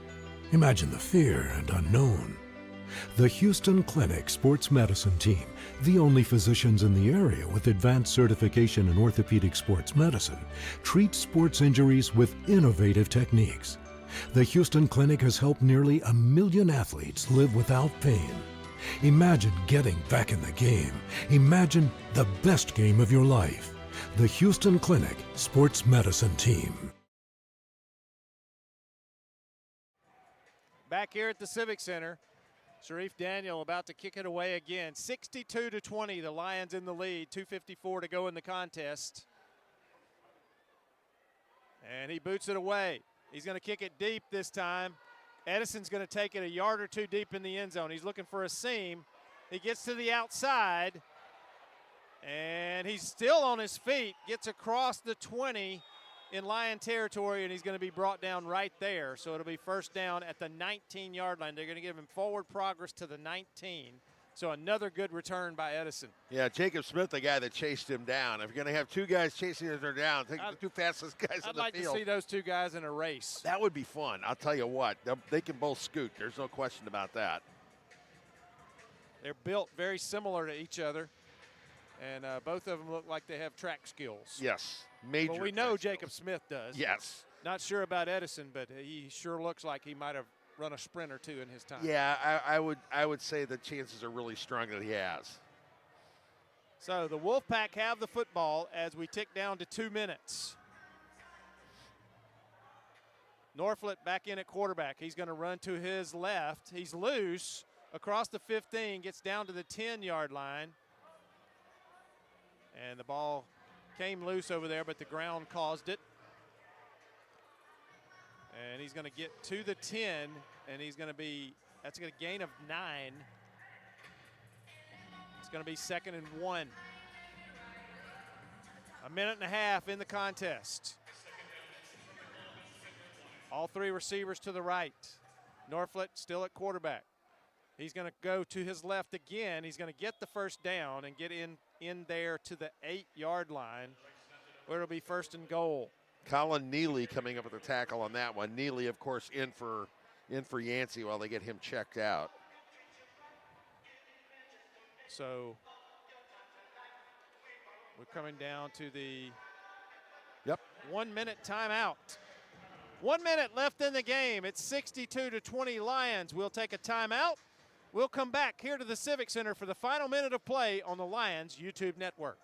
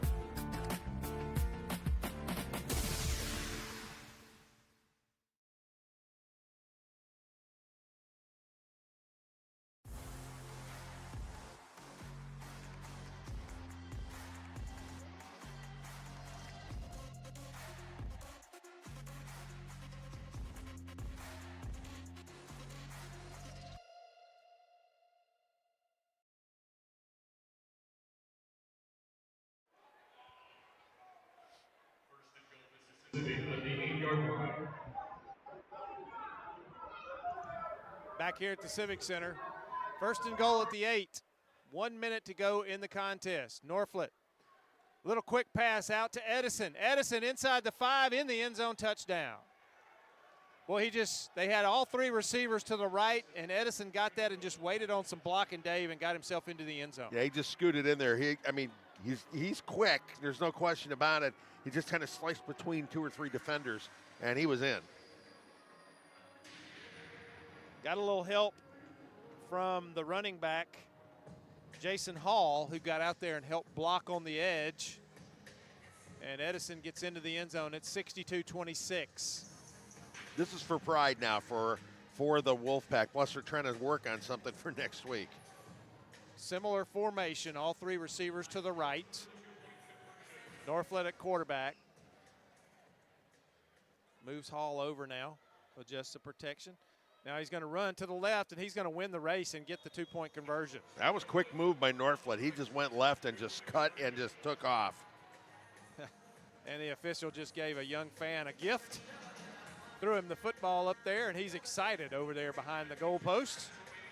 That's a great thing that's the other thing that if people don't know, Dave, about arena football here, if the ball comes into the crowd, you keep it. It's just like a foul ball at a pro baseball game. Yep. And every now and then the players will throw it up in the crowd, after the score, or at that time the official did. So that's just another neat thing about being here in person. Yep, we haven't had a lot of balls go flying in there because mostly it's been touchdowns. There have been a lot of tip passes. Dave and I could throw a football at the camera, but I promise you, people would be upset with us if they did that because it's not coming through that camera and landing in your lap at your house. Yeah, it's tough. It's gonna mess up a camera, and they're probably gonna send us a bill. Yeah, you got to get here if you want to get that football. Got to get here. Get here. So 52.7 seconds left, and Norflet now is going to be the guy to kick off. That's been a kickoff by committee. Yes. In Mississippi tonight. Yeah, we have not seen Michael Robbins. Not sure what's going on with I that. think he missed the bus. Entirely possible. Just kidding. Don't know. Hope he's not injured. Yeah. But it has been kicked by committee tonight. And Norflet, this is probably going to be some sort of onside attempt to try to get possession back. Let's see what happens here. Norflet going to approach. He's going to squib it down, and it's going to bounce off. It's still on the turf, and it's finally going to be fallen on by Riverio inside the 20 at the 19 of the Lions. 48 seconds to go, so really basically the Lions will come out and snap the football and get the clock moving. And this one should wind its way down and be over. Now, to keep the clock moving, they have to gain at least 1 yard. Yes. So they're going to just do a short running play, 2 plays, and that should do it. It's like Marco Lee may get a few carries here. Yep. I would expect maybe 2 plays to finish. Michael Hill is in at quarterback. The lefty. Of course, they may have him throw the ball. They could. Well, you got to work on something. I mean, he really doesn't get to play much. I mean, he got to play in the opener. Timeout. There's something going on with the chains over here. There's an official's timeout. I think they've got it fixed up now. I think the chain came loose from the the down marker or the yard marker, and they've got a tangle in that chain, and they've got it loose now. Looks like they've got it repaired. Good job. Yeah, good job by the crew. Get things done. Let's put this one in the books. 1st and 10, so now we can get back underway. 48 seconds left to go in the game. And here we go. Lions football.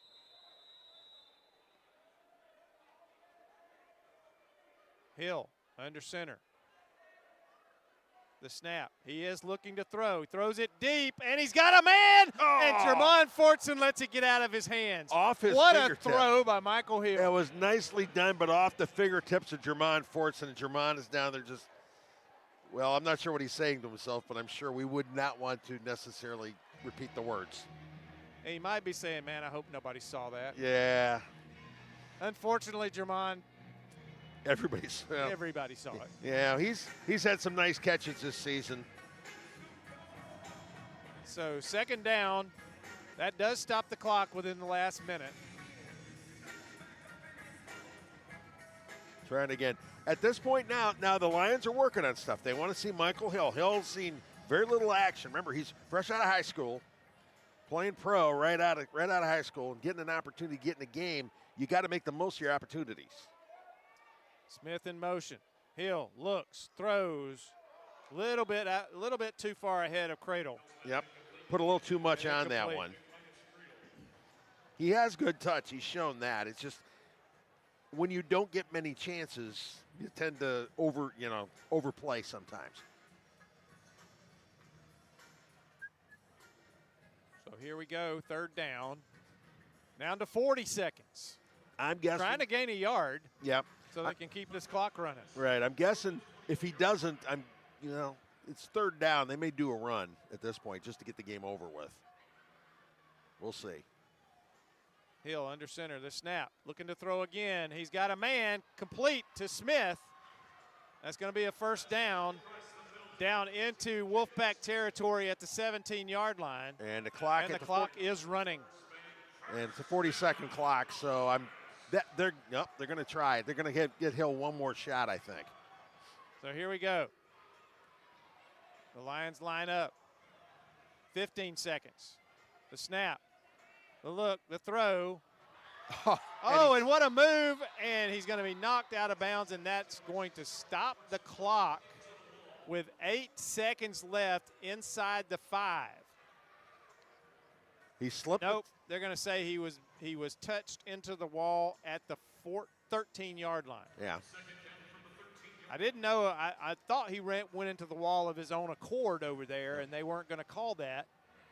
But they say a player got a hand on him as he went into the wall at the 13. McCradle slipped that tackle. Snap. Hill rolls to his left. Looks, throws, flag down, incomplete. And the flag came. I don't know if that's holding or what. And that is going to be the end of the ball game. No penalty, no new play. And Dave, the Lions win. The Lions win decisively. A great performance by the offense, especially Blaine Espinoza and Ja'Kias Cradle. Those two hooked up and put on a show. Espinoza winding up with 6 touchdown passes on the night. Can't get much better than that. Espinoza leading the Lions, along with a great Lions defensive output, to a 3rd victory on the season. Absolutely, 62-28. We'll take a quick break. We'll come back and we'll wrap this one up here from the Civic Center, and we'll throw it down to Thrift Behringer for the postgame here on the Lions YouTube network.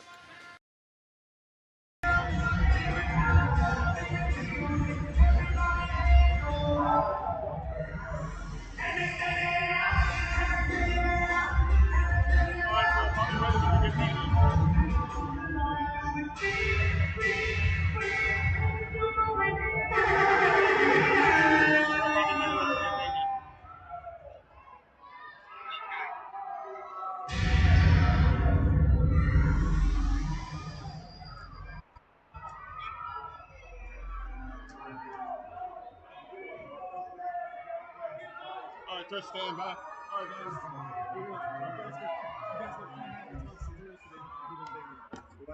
You guys go toss security.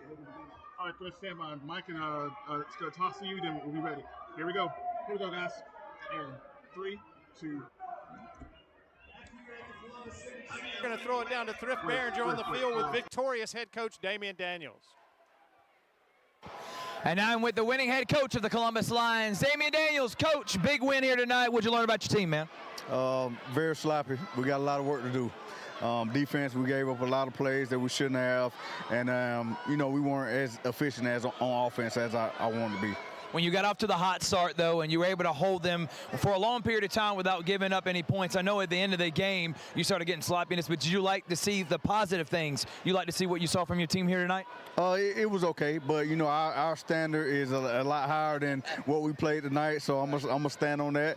And, we want to win a championship, and right now we're not that team. Talk about Blaine Espinoza. He did a great job efficient in the air, did what he needed to with his legs. What'd you learn about your quarterback this week? I mean, Blaine is going to be pretty consistent.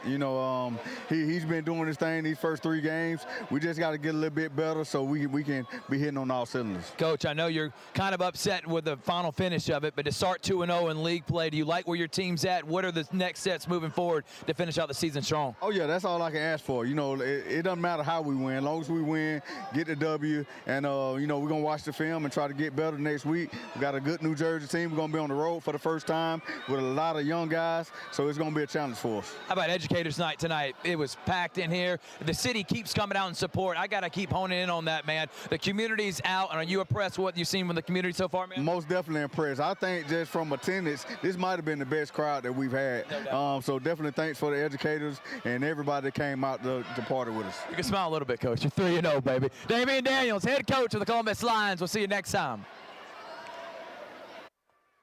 Back up here in the booth, Dave and I. And Dave, Damian Daniels, he's a typical head coach. Yeah, it's never good enough. There's always something to work on. Well, you know what, your guys getting.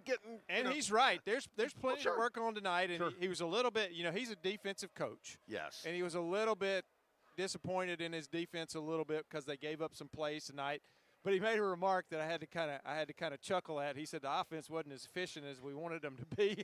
Well, how many one-play drives do you want here? I had to kind of laugh at that one a little bit because they were pretty doggone efficient most all night. But to say the least, anyway, that was kind of funny. But he's a typical head coach. He's always going to see things that they need to work on, and he wants to win a championship. He said that we want to win a championship, and we're not there yet. And hey, you're never going to be there really 3 games into the season. So No, yeah, you don't want your guys getting complacent. Yeah, we were great. No, you don't want to hear that. We got to work on this, got to work on this, and got to work on lot that. to clean up. Yeah, but Blaine Espinoza, 11 of 20, 193 yards and 6 touchdown passes. Wow. Not too bad. Ja'Kai's Cradle, 7 catches, 107 yards, 4 touchdowns. The other TD passes, receptions, of course, Jesse Riverio had that 17-yard catch, his 1 catch of the night. And Jacob Smith with the TD, 3 catches, 61 yards, and a touchdown. Marco Lee with the 2 touchdown runs. Not bad at all. He had the defensive touchdown. And on defense, let's see, sacks. Yeah, we willed them to have that defensive touchdown, Dave. We exactly. talked about that enough. Yeah, finally, like Scott Miller always said, if we'd have known it had been that easy, we'd have asked sooner. Yep, 5 total sacks in the night. DeCoven Ware, 2.5. DeAndre Brown, 2.5. Basically, and of course, you got Green with the recovery. I mean, it was just a good night. Yeah, it was just a good night. But if you're Damian Jones, it wasn't a great night. Yeah, because he gave up 28 points and down late, letting up the points late in the ball game. He wants these guys to stay focused until zeros. Yeah, absolutely. And you have to as a head coach. You got to tell them. It did, and be honest with you, it did get a little sloppy in the second half. But they were way ahead, and that's going to happen in a game like this when you've got such a big lead. But at any rate, the Lions are undefeated. They put on a great show again for the home crowd tonight. And they go into their first road game next week at Jersey. And like he said, with taking a bunch of young guys on the road for the first time, you never know what's going to happen. But hopefully the Lions will keep playing at the level that they are and come away with a road win next week against Jersey. That'll be another tough contest like it was last week with Wheeling. And we look forward to seeing the result as they go on the road next week. So we're going to wrap this one up here. Another win for the Lions here at the Columbus Civic Center. For my longtime friend Dave Plata and my broadcast partner, we're going to say goodnight. I'm Mike Peacock. For Chris, our producer, for Thrift Behringer and all the team here broadcasting for the Columbus Lions, we say thank you once again to the community for your attendance and support. Tell everybody about it. Get them out here. Come see this team play. And we'll see you next time on the Lions YouTube Network. Good night, everybody.